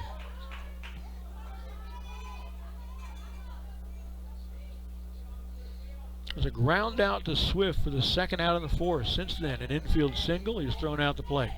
A single who was stranded at first, a strikeout, a single thrown out or forced out at second, and a single who's still at first. He's running now, swing and a miss. Throw is high at second, but it doesn't matter because the swing and a miss was a strikeout that ended the inning. Second strikeout for Juan Martinez of the game. 5th strikeout for Cade Davis. So we're through 5 complete, still 3-1 Timberwolves. We'll be right back.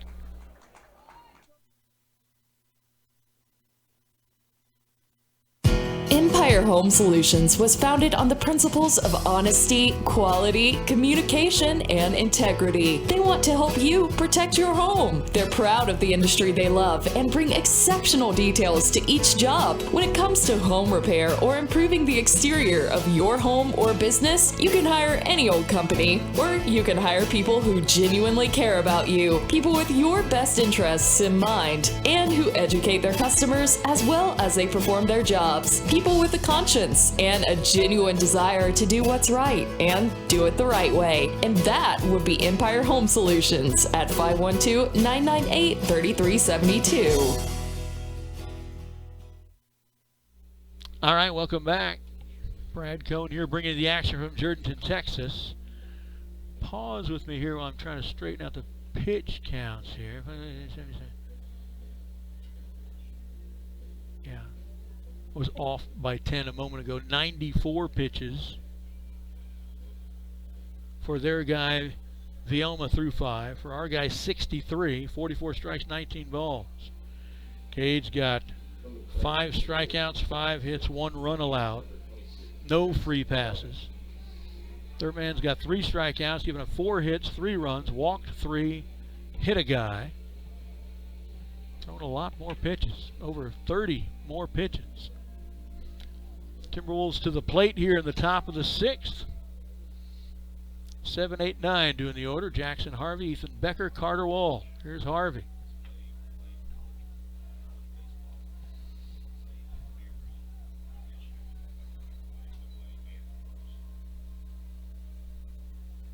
Swing and a miss, strike one.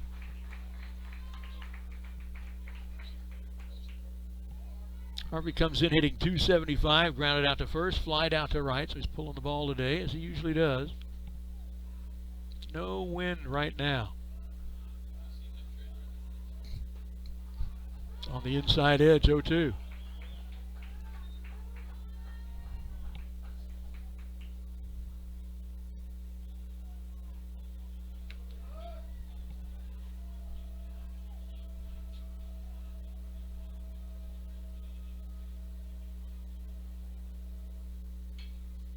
Hit on the ground, third baseman. Over in time for the out. J.P. Ramos to Efren Estrada for the 5-3 play. Harvey is down, one away.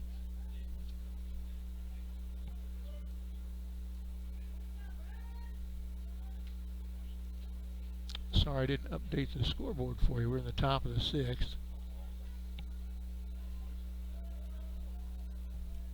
One down for the 8-hitter, Ethan Becker. But they've lifted him. There's another batter. Grounds to first. 2 down. And that hitter was Brooks Dillman batting for Becker. 2 down. Carter Wohl playing left field today. Struck out the first time, lined out hard at the third baseman on a well-hit ball, but didn't get any credit for that. Cedar Park not helping their case here. This is their next to last at-bat. Fastball low and away, 1-0.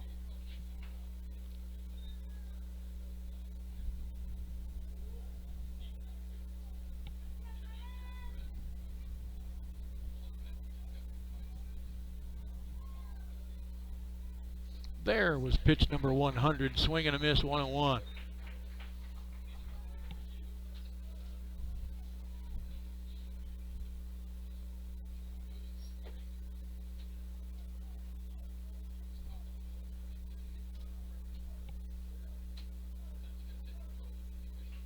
Swung on, back to the box. Vielma will trot over towards first and make the play with his first baseman, Efren Estrada. 3 up, 3 down inning for Cedar Park right when they didn't need it. Through 5 1/2, the lead is still 2 at 3-1. We'll be back.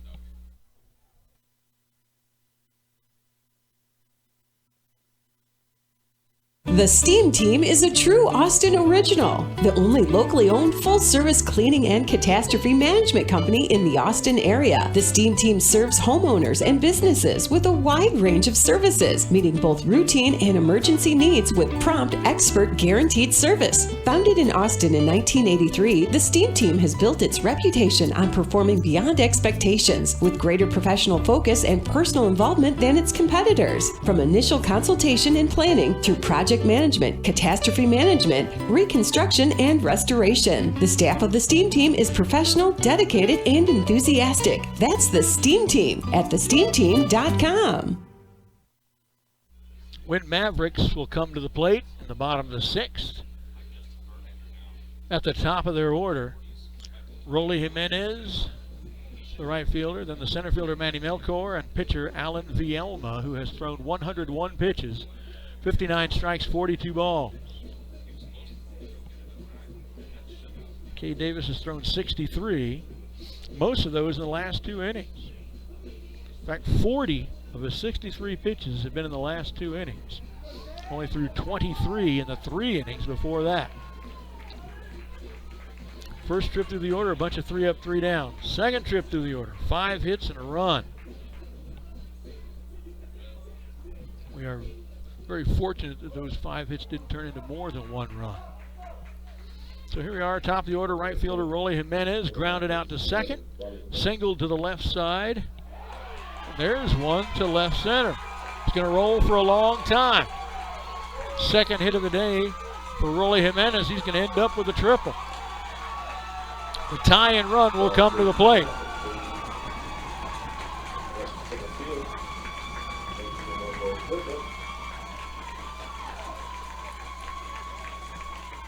Sixth hit of the game for the Winn Mavericks. So here is Manny Melchor Center fielder struck out the first time. Sacrifice bunt back to the pitcher the second time for Melkor. He represents the tying run here in the bottom of the sixth. So I asked the question last inning, is Cade running out of gas a little? The infield is in. Try to cut down the run at the plate. First pitch is a called strike.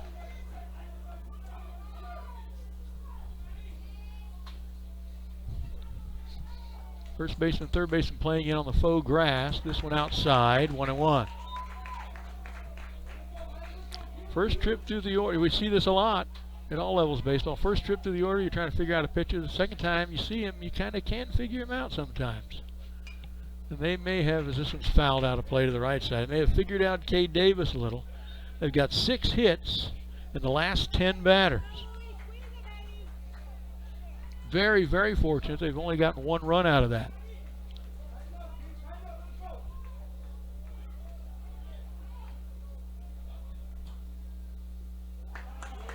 Pitch low, 2-2.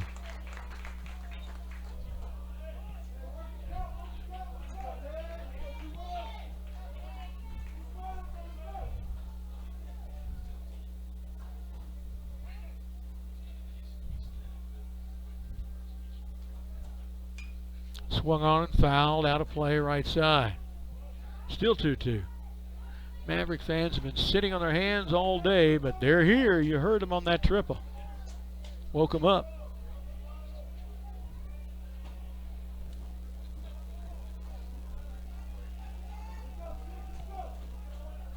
Two-two to Manny Melkor. No outs, runner at third. This pitch outside, full count now.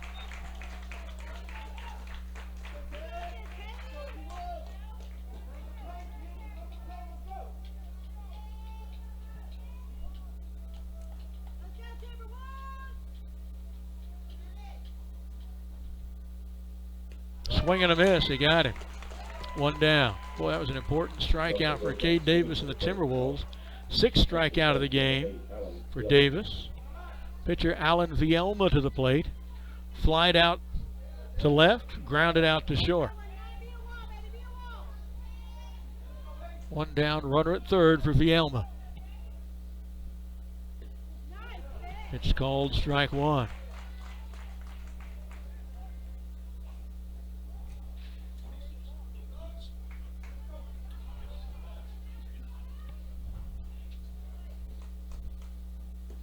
Swing and a miss, strike 2.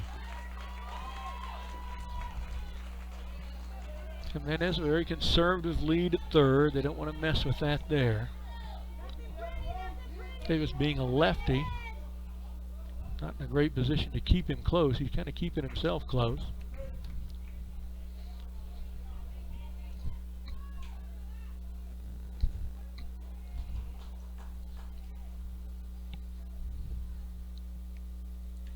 Oh, it gets through and the run will score. 3-2. Miscues in the field are costing Cedar Park dearly.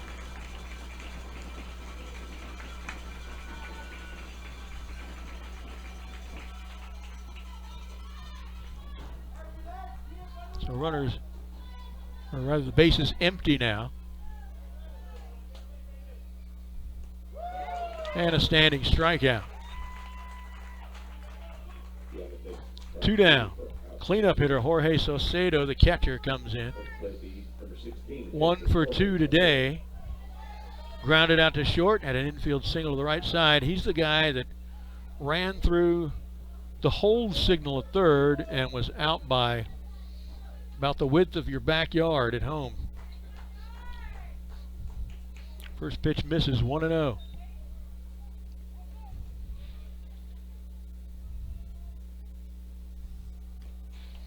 Fouled into the glove, 1-1. Cedar Park needs to use the top of the 7th to move that scoreboard a little. They'll be at the top of the order in doing so. Swing and a miss. 1-2. After giving up that leadoff triple, the first pitch of the inning Davis now 1 strike away from striking out the next 3 guys. Too bad a pitch got away and the run scored. That one's outside, 2-2.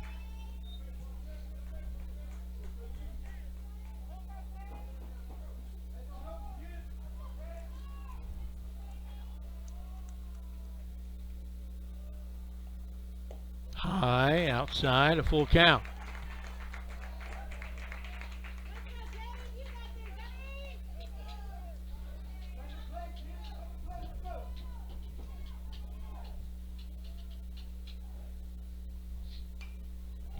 Swung at ball 4 and fouled it into the net. Still 3-2.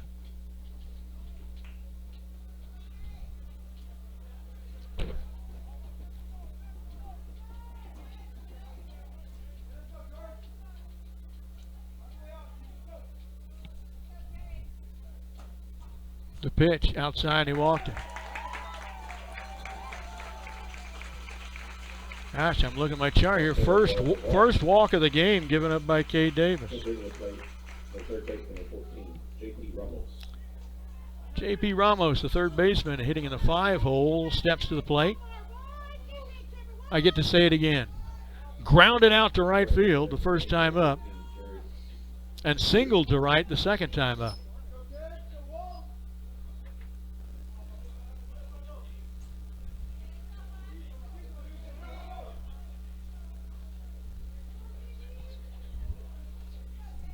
So here's Ramos. 2 outs, runner at first. Swung on, lifted foul, out of play right side, 0-1. Over towards the tennis courts here.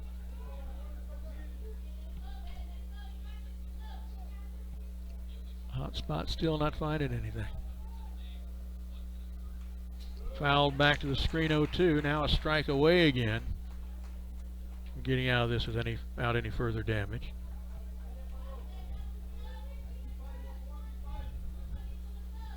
I don't think 3 is enough to win this game. I'll say that again. I think they're going to have to scratch out some more runs here in the top of the 7th. You know, they had to risk staying here an extra 3 hours. Time is called.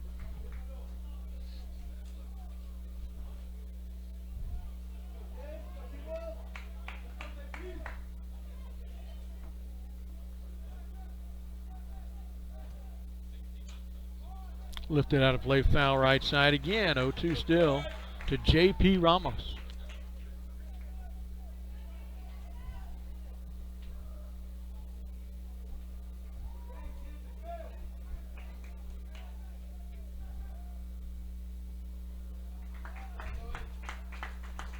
And that one misses, 1-2. First baseman Efren Estrada is on deck if they keep it alive here with 2 outs.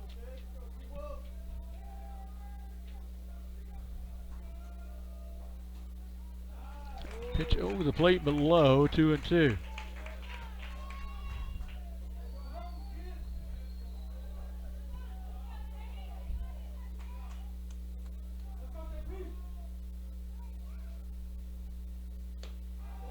Just a little high, but over the outside edge, a full count again. 3rd full count in this inning.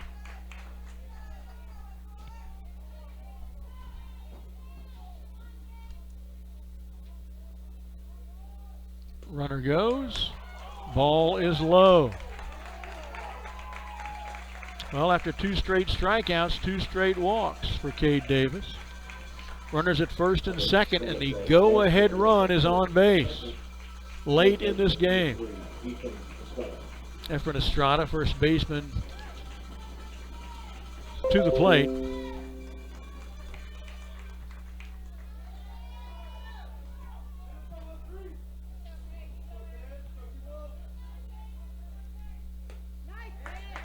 First pitch misses somehow, 1-0.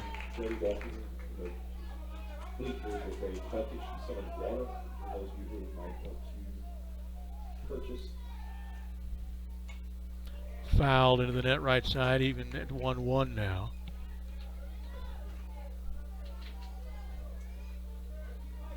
To Estrada. Shortstop Oscar Cavazos is on deck.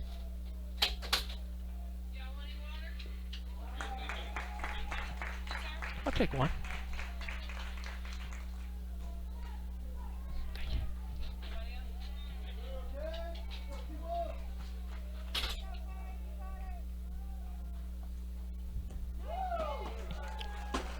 2-2 now. The called strike 2 to Estrada.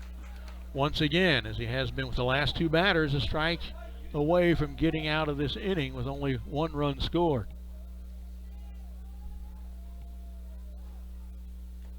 Got it this time. Flirted with it for a couple of batters. 3 strikeouts in the inning, but a triple and a walk. Triple and 2 walks, actually. Scored a run. The lead has been narrowed to 1. 3-2 Timberwolves. As we go to the top of the final inning, we'll be right back.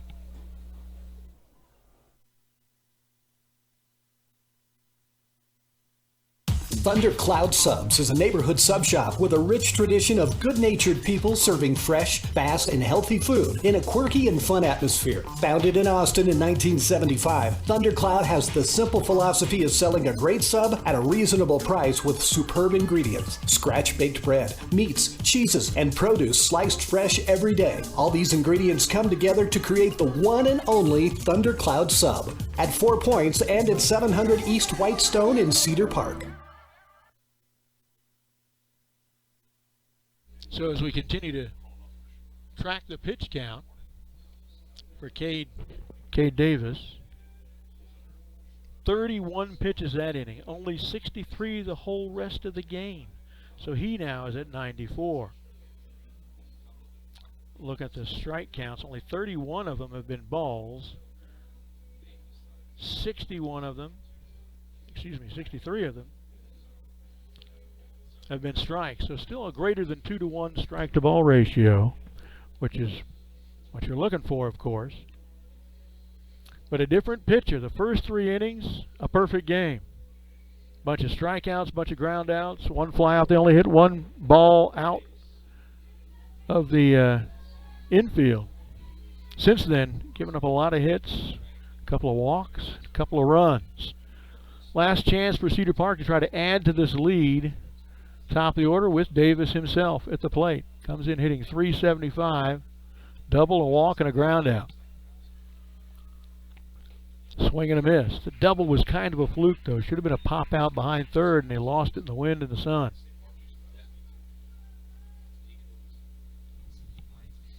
So we've really only got 3 honest hits to their 6.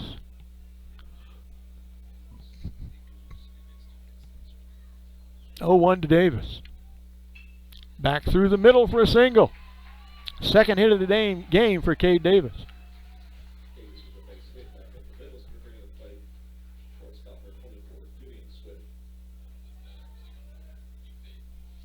Only the 5th hit of the game for Cedar Park, and the first in a while. The first since his kind of fluke double in the 4th.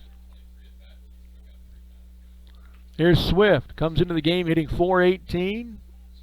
Singled, stranded at third, lived on E5, stranded second, popped out to the second baseman.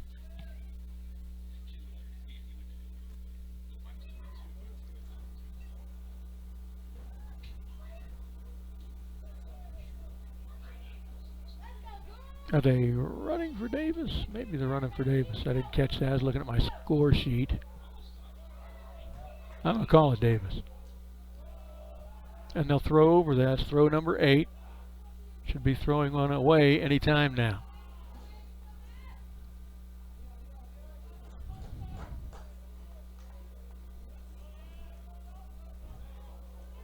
Swift waiting his first pitch. Shows bunt. Bunts it foul. 0-1. Interesting the coach would take the bat out of Swift's hands, who is our best hitter and heaviest hitter.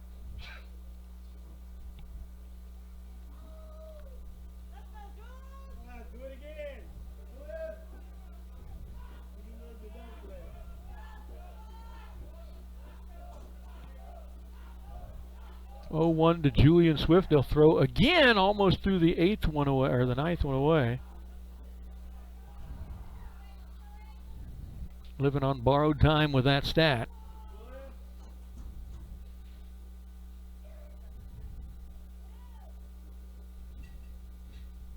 Best we've seen all year. We saw Lake Travis throw 14 times and not throw any of them away this year. Remember that one? Swift drives one on the ground into left field. Davis to second, or his runner.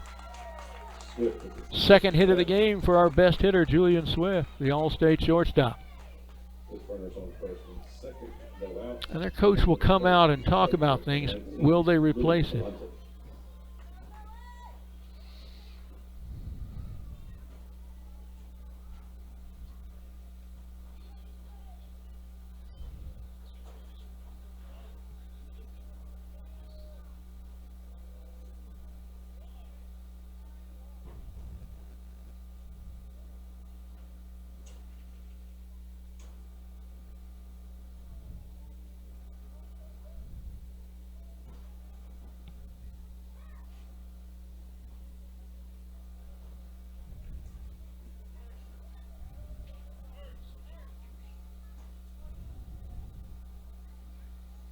They are switching pitches. We'll watch you, or rather let you watch him warm up while we give you a few words from our sponsors.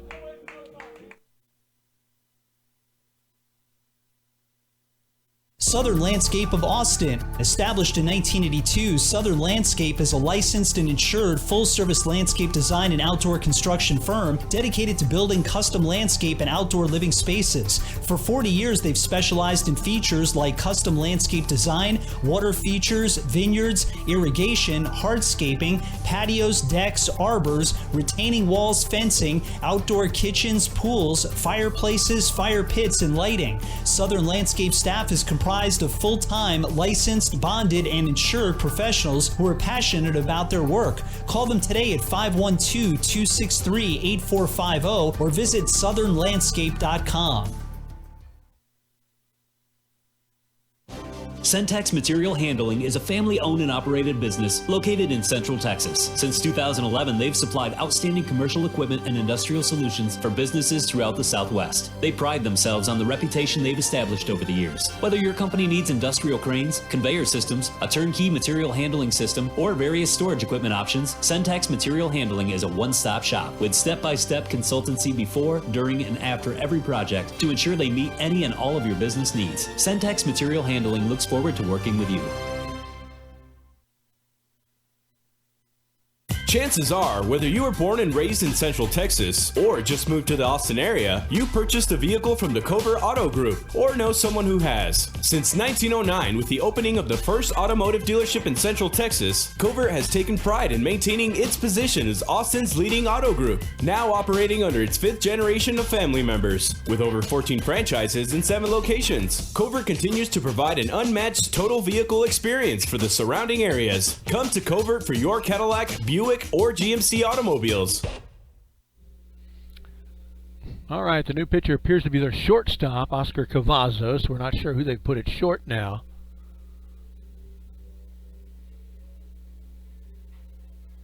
Cedar Park's got some runner changes. I saw Ian Garcia at second, Caleb Rhodes at first, running for Davis and Swift. Louis Alonso to the plate. Louis into the game hitting .415. He's a hit batsman twice. Reached on a fielder's choice and singled. His runner scored after that single.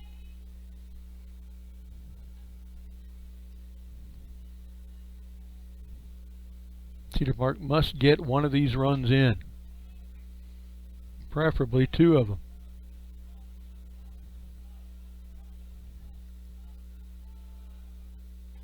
It's a nice pitch. Bent back over the plate. 0-1 to Louis Alonso.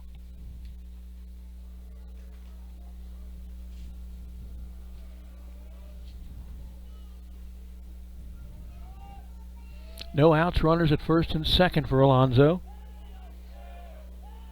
Top of the 7th, up 1, and he'll kick the runner back to second. It's Garcia.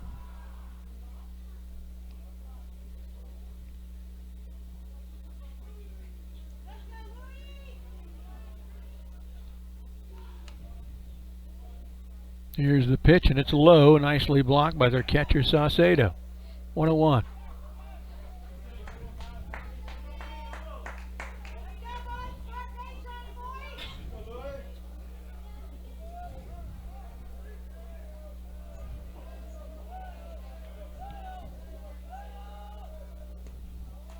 Fastball stays outside, 2-1. This park's dimensions pretty much familiar for Cedar Park, just like ours, 320 down the foul lines, 375 to center, where ours is 372, so almost the same size exactly.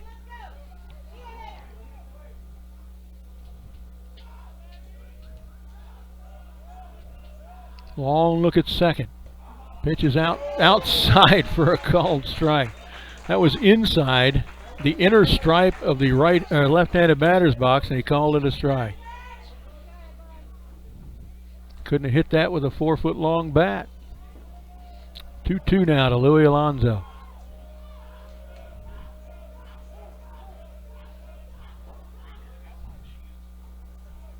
Vaughn is on deck, and then Pickens and Mullen.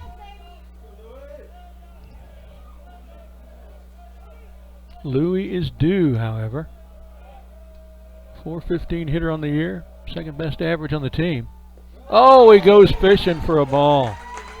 That was set up by the bad call on the pitch before, one that was 15 inches outside. He got it called a strike on, so he kind of felt forced to swing at that one, and he's down.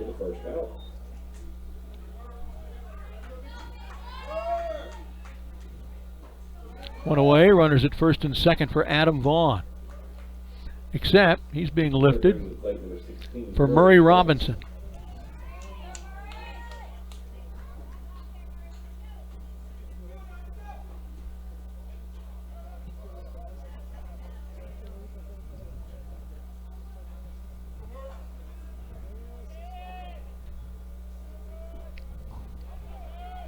Murray, a .319 hitter on the year.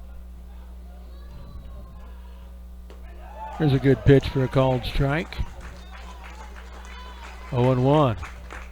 One out, runners at first and second. Davidson Swift reached in order to start off the inning. They've been lifted for runners Ian Garcia and Caleb Rhodes. The pitch. Outside and high, 1-1.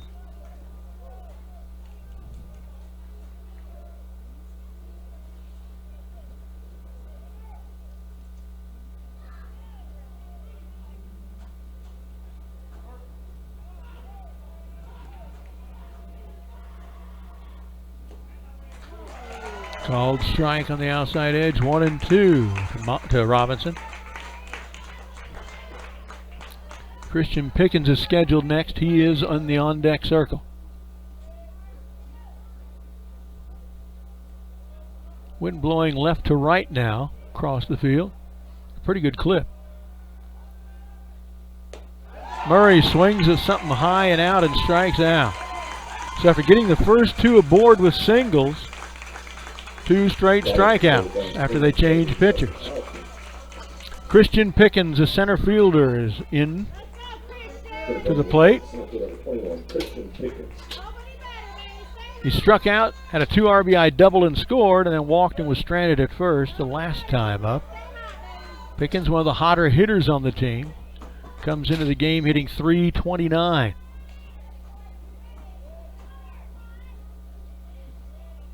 A hard one to the gap in right center would be terrific right about now.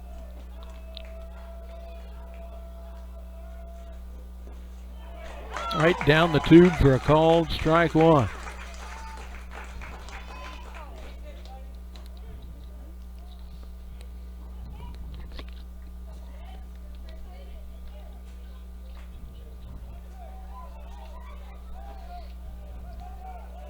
.01 to Pickens. Oh, he swung at one high and in. 0-2. Well, Cedar Park started out the inning great with a couple of hits. The top of the order with Davidson Swift has looked pretty anemic at the plate since.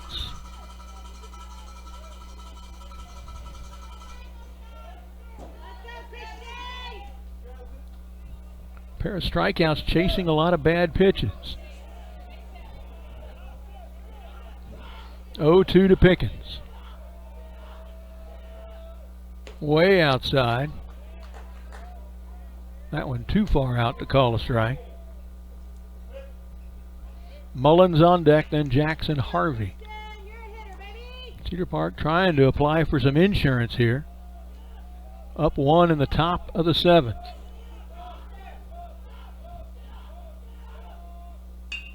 And there's that one to the gap in right.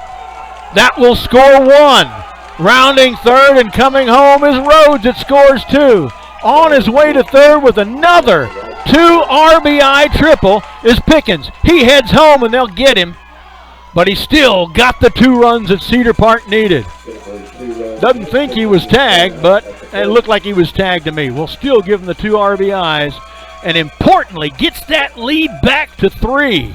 We'll be right back. Last chance for the Winn Mavericks right after this.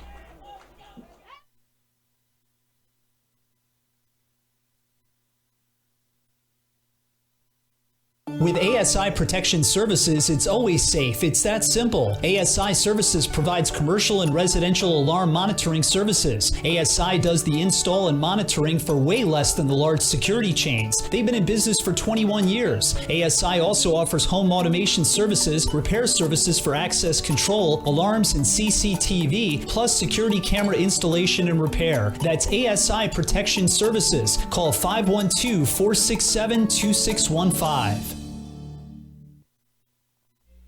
All right, I'm a little tardy getting your scoreboard updated, so let me update the inning now. We're going to the bottom of the 7th. So the last chance for the Mavericks of Winn High School from Eagle Pass. Cedar Park up now 5-2. Needed that gapper to right center field from Pickens, and he delivered. Tried to stretch it into a home run, but they got him on a good defensive throw and relay at the plate. No matter, got the 2 RBIs that we needed. So 5-2 Timberwolves, 3 in the 2nd, 2 in the 7th. For Winn, 1 in the 4th, 1 in the 6th. There at the bottom of the order, 7, 8, 9. Probably, in most cases, not where you'd pack your best hitters. But the last time both of these 2 guys came up, they got singles. So, you never know. First pitch to Oscar Cavazos, who started short and is now the pitcher. Called strike 1. And Cade Davis is out, looking for our second complete game win from a pitcher. Swinging foul, strike 2. In this series, Adam Vaughn, complete game 7 inning win, 4-0 Thursday. Gave up only 4 hits.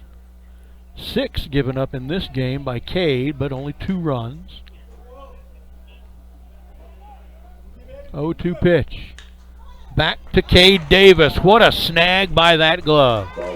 Outstanding play over to first, 1 down.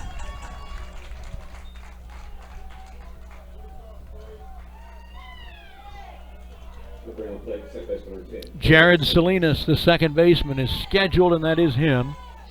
Struck out swinging in the 3rd, singled to the left side in the 5th, but was stranded at first base.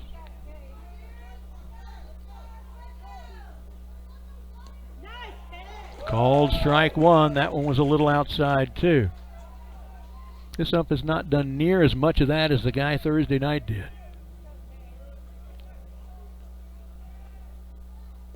That went inside, probably low, 1-1. Oh, so thankful for the staff here. Brought some cold water for me. Keep the whistle wet. On the ground, through the hole between 3rd and short. Second time Salinas has hit one there. 7th hit of the game.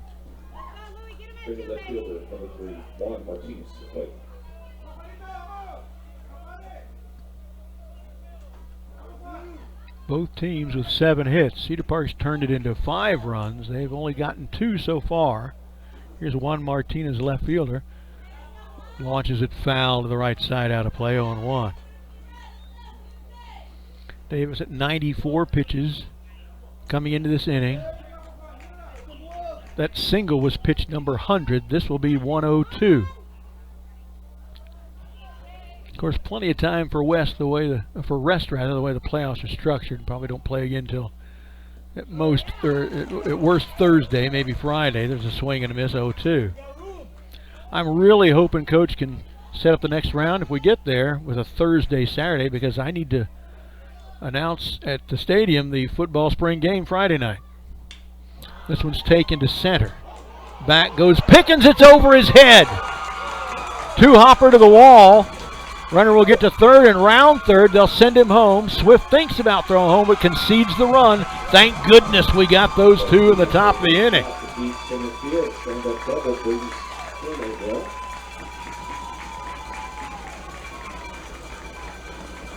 Nicely hit ball by Juan Martinez, who had 2 strikeouts on the day. So now 5-3.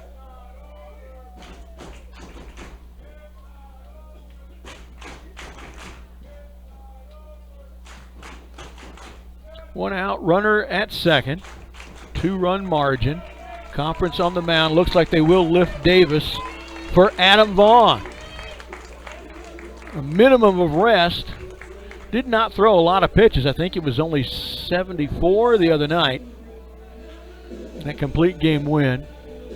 Less than 48 hours ago.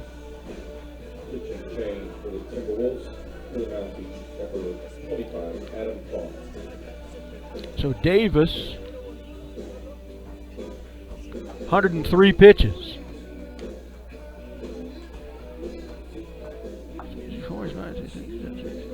71 of them were strikes. That's a really, really good strike-to-ball ratio. Only 32 balls today.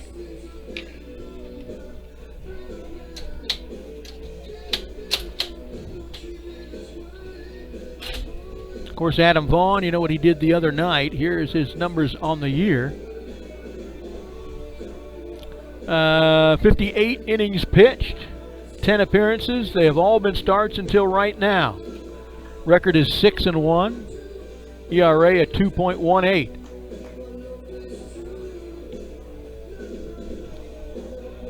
Walked 16, struck out 63. Just a few strikeouts behind Cade Davis in that race for the team lead.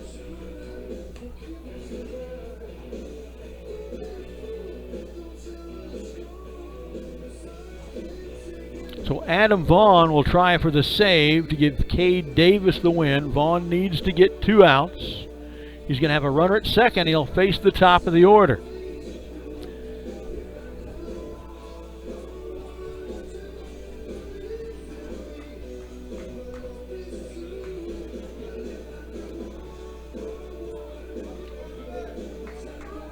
And at that top of the order for the Winn Mavericks is right fielder Rolly Jimenez.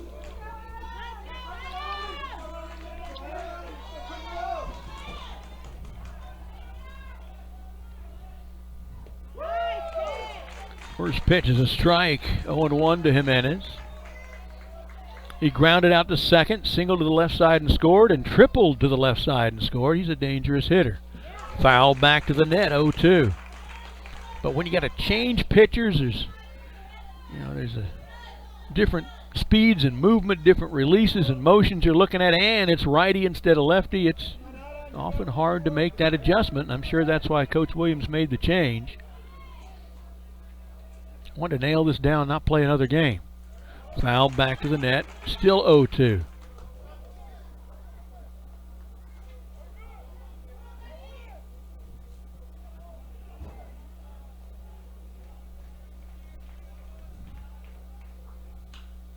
This one is lifted to right. It'll be in fair territory and caught. Runner does not tag. The throw comes in quickly. Nice, solid play out there by Ethan Becker, 2 down. 2-hole hitter, center fielder Manny Melchor.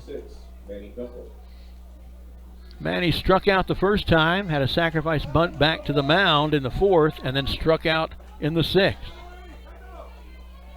So for a 2-hitter, you know he's good. They wouldn't put him at 2, but he has been empty at the plate today. Low and away, 1-0.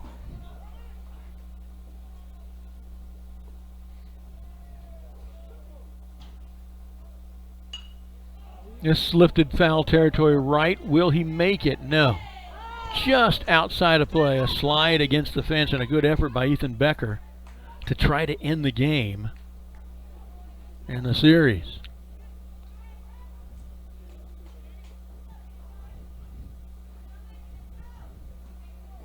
5-3 Timberwolves.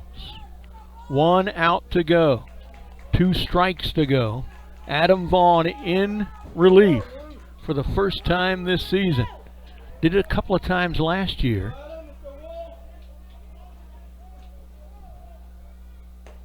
Swing and a miss. 1 strike away.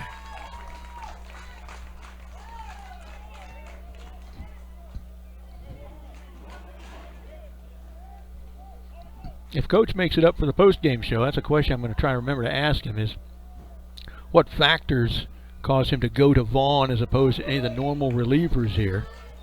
At the moment, it appears to have been a good choice. That one misses, 2-2. With less than 24 hours rest from a complete game win. Look at that one. That ends the game and the series. Cedar Park wins 5-3. We're going to take an extended break. Let's hear from our sponsors. When we come back, the post-game show coach and probably a player or two will come with him. We'll be back. Final score of the game, 5-3.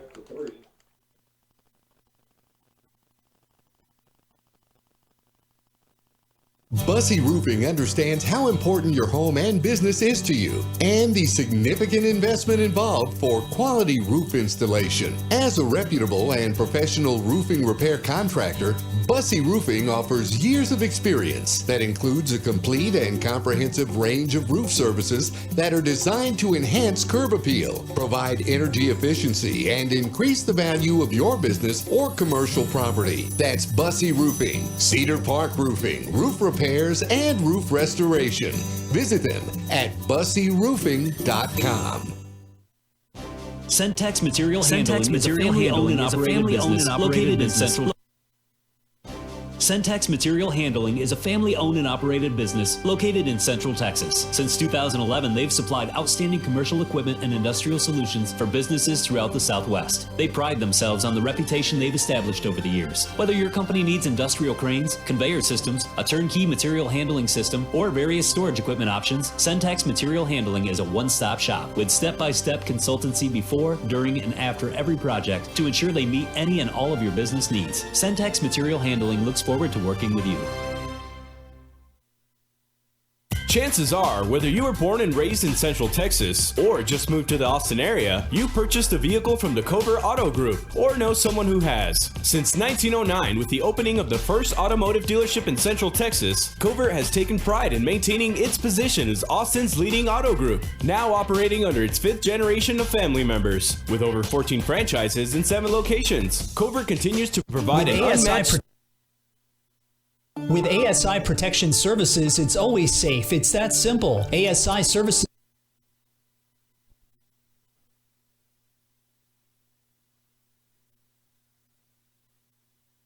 Well, all right. We are going to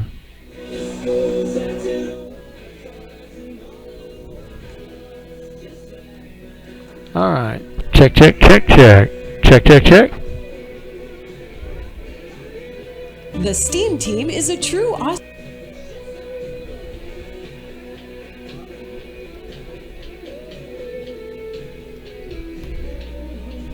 All right. For whatever reason, we just lost sound for a couple of seconds there. Go back. We don't have Coach up here yet, so I'm going to go back to our commercial run for you. We'll be back with Coach and maybe a couple of guests here in just a second.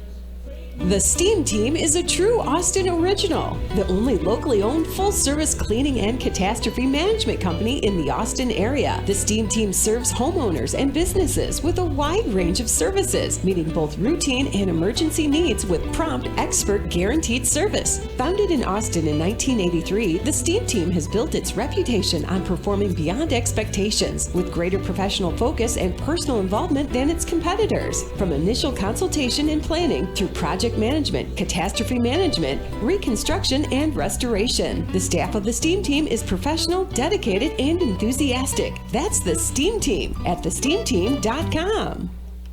Thundercloud Subs is a neighborhood sub shop with a rich tradition of good-natured people serving fresh, fast, and healthy food in a quirky and fun atmosphere. Founded in Austin in 1975, Thundercloud has the simple philosophy of selling a great sub at a reasonable price with superb ingredients: scratch-baked bread, meats, cheeses, and produce sliced fresh every day. All these ingredients come together to create the one and only Thundercloud Sub at 4 Points and at 700 East Whitestone in Cedar Park.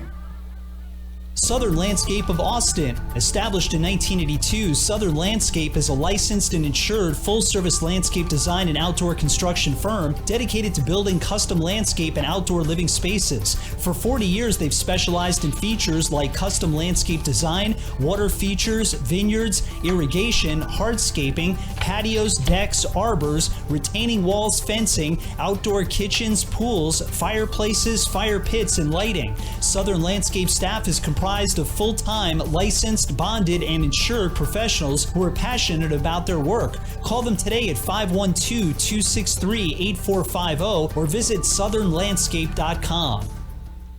Empire Home Solutions was founded on the principles of honesty, quality, communication, and integrity. They want to help you protect your home. They're proud of the industry they love and bring exceptional details to each job. When it comes to home repair or improving the exterior of your home or business, you can hire any old company, or you can hire people who genuinely care about you, people with your best interests in mind, and who educate their customers as well as they perform their jobs. People with a conscience and a genuine desire to do what's right and do it the right way. And that would be Empire Home Solutions at 512-998-3372. All right, welcome back to the post-game show. Got a guest headed up this way right now. The door has been locking itself, so I'm going to lean over and unlock it so they can get in. All right. We'll go through the offensive stats. Cade Davis went 2 for 3 with a walk, a double, scored a run. Julian Swift 2 for 4, scored a run. Louis Alonzo 1 for 2. Was hit by a pitch twice. His runner scored a run. Adam Vaughn 0 for 2 with a walk. Murray Robinson 0 for 1. Quentin Mullen 0 for 3. Jackson Harvey 0 for 3. Ethan Becker 0 for 3. Carter Will 0 for 3. And the guest that we're going to have on after Coach goes first is Christian Pickens, and I'll tell you about his numbers when he steps to the mic. But first, we'll talk with head coach Lanny Williams. Coach, yes, sir. This was just one of those games where everything kind of started out terrific, and then it kind of went in the toilet for a while, and then it ended terrific. It did, and it's one of those things where you talk with teams about, man, the playoffs, all the runs matter. When you get in there and. Truth be told, there were some, running mistakes that as far as me as a coach that I made early in the ball game. Instead of, trying to put pressure on them, just get it when we can and not try to create anything. And but I'm so happy that our guys came through. They battled and they stuck with it. And happy that Christian got a triple there in the last inning to come through there. I'm sure everybody here was pretty not everybody, I guess Eagle Pass wasn't, but everybody on our side and probably Jordanton also, like, let's get this thing over with. So yeah. Not want to stay here for another game, but just happy with how we played and just some simple things. Gave up some 0-2 hits sometimes, just some batters, but it's what playoff ball is about, Brad. It's move on and survive and just kind of see where we are. But I'm proud to be in the position that we're in. And Cade Davis started out so great. Look at it. He's had a perfect game going through 3 and then struggled in the next, I think I counted, in the next 10 batters, 6 of them got hits and they scored a couple times. Yeah. But he came back and started doing okay again. But at the end, it looked like it's faltering. A couple of hits, a big one, a big triple out there. Right. And you lifted him for a reliever, and an unusual reliever. Mm-hmm. What was the thought process there? Well, the thought process, we were going to go with Bo Ecker. Adam Vaughn threw 89 pitches the other day. And we got Bo Ecker warming up, and Adam looks at me. He says, "Coach, I'm fine." And when your ace says he's fine, you don't even question. You're like, "Okay, let's just go with it then and get after it." So he said he was fine. We asked him before the game if he's got any pitches in him. He says, "If you need me, I got it." But I didn't ask him then. I had Bo Ecker going, and he turned around and he says, "Coach, I'm good." I think Adam didn't want to play 2 games. If truth be told, I think he's just like, you know what? Let's get home. Let's get out of here, man. So I showed him throwing only 9 pitches, and 7 of them were strikes. Yeah, so, he did a phenomenal job, man. So I'm proud of him also. So we don't know yet on No. the next one. Do you have any arrangements made for either one I yet? don't. Right now, last night, Buda Johnson won. Yesterday, Buda Johnson won when I scouted them. So they played today at, I think, at 3 over at Buda Johnson. So we could know something by the time we get home We can tonight. drop you off there on the way home. I to thought catch about game that. I 3. thought about that. I really did ask my wife. I was like, "Hey, do y'all want to go to a game?" But they don't want to go to a game right now. So I really, honestly, Brad, I did think about that. Like, man, I knew you we would. stop off there. Honestly, we could drive the bus by there and go watch the game. And We could just drop you there and somebody come get you That's later. exactly right. Yeah. So, but man, so proud of these guys, man. Proud of our community for driving all the way to halfway to Mexico from where we were, and coming out here to Jourdanton, and thank these guys here in Jourdanton for really hosting us and doing a phenomenal job. And the turf field, you can't say much more about that, man. It's pretty awesome, and we'd love to have something like this at Cedar Park, Brad. So if you could put a bug in somebody's ear. I certainly will. Yeah. I want to put in a request with you too, if What's it's that? possible. Can we please try for Thursday and Saturday next week? Because I want to do that football game Friday night. We're gonna do the best thing for our guys. I really thought about, man, seeing if we can play like a Friday night game at our place, but I didn't think about that with you with don't worry doing the about me. football I'm game. just- I know, but there's a lot going on in Cedar Park next week, so we'll see what happens, man. I appreciate it. All right, Head thank you Coach very Lanny much. Williams here on the post-game show, and now our offensive player of the game and probably offensive player of the series because he played well at the plate last night as well, and that's Christian Pickens. Here you go, Christian. Thank you. I'm looking at your offensive stats. Didn't start out so good. Struck sir. out swinging at a 1-2 pitch. Yes, sir. Then a That 2 happens. RBI double and you end up scoring. A walk was granted. And a critical 2 RBI triple. Tried to stretch it home. They got you at home. So 2 for 3. A walk, a double, a triple, 4 RBIs and scored a run. Outstanding day at the plate. Yes, sir. Thank you. What was going so well for you at the plate? I think just recently, just goes back to like putting work in, like even not in practice, going up, getting swings in, and just being able to see the ball, set the machine to different velocities and different pitch types, and just really work on seeing the ball and trying to push it the other way, and just trying to get a job done when it needs to get done. And how difficult is it to focus your once every 9 batters trip to the plate when they're not giving you any business to stay in the game out? I don't think anything went to you at all out there, did it? No, sir. But it just goes back to like trusting in your teammates. I know I trust them out there. They're gonna get a job done, and then when it's my turn to show up, it's my job to just show up and do something. And what about Ethan Becker throwing a guy? I got to say a guy comes up because he grounded out to right field last time. Man, you Yes, don't get sir. to see that very often. He almost did it twice. No, sir. Every time I've been out and right, they're all yelling at me in the dugout to let it loose, go. And he finally did it, and I was like, dang it, you got it before me. But I definitely gave him a little high five for that one. That was a good job right there. Oh, that was tremendous. You had a great series. Congratulations. Thank you. Moving on. All right, thanks. Thank you. Christian Pickens here on the post-game show. Well, let me see here. I think that's all the stats I've got to give you. So I think we can probably let me check my papers here, make sure there's nothing else I want to pass on to folks. Of course, you may know this stuff already since you're watching this in the replay, since we lost our signal today. This is just a recording to you. But yeah, I think that's it. Timberwolves take Game 2 and the series. A 5-3 win in Game 2 over the Eagle Pass Winn Mavericks today. Season record now 22-8. Mavericks finished the year 29-4. 50% of their losses this season have occurred to Cedar Park in this area-round series in the last 48 hours. This is the Timberwolves baseball program's 424th win all-time and the 195th win on one of our live broadcasts. This was our 305th broadcast of Cedar Park baseball all-time and 2 postseason campaigns now under the leadership of Lanny Williams. The Timberwolves are 8-0 in the first 2 rounds. Tell that to your friends. Next up, Region 4 quarterfinals next week against the winner of Brackenridge and Buda Johnson. We don't know who that is yet. They play today.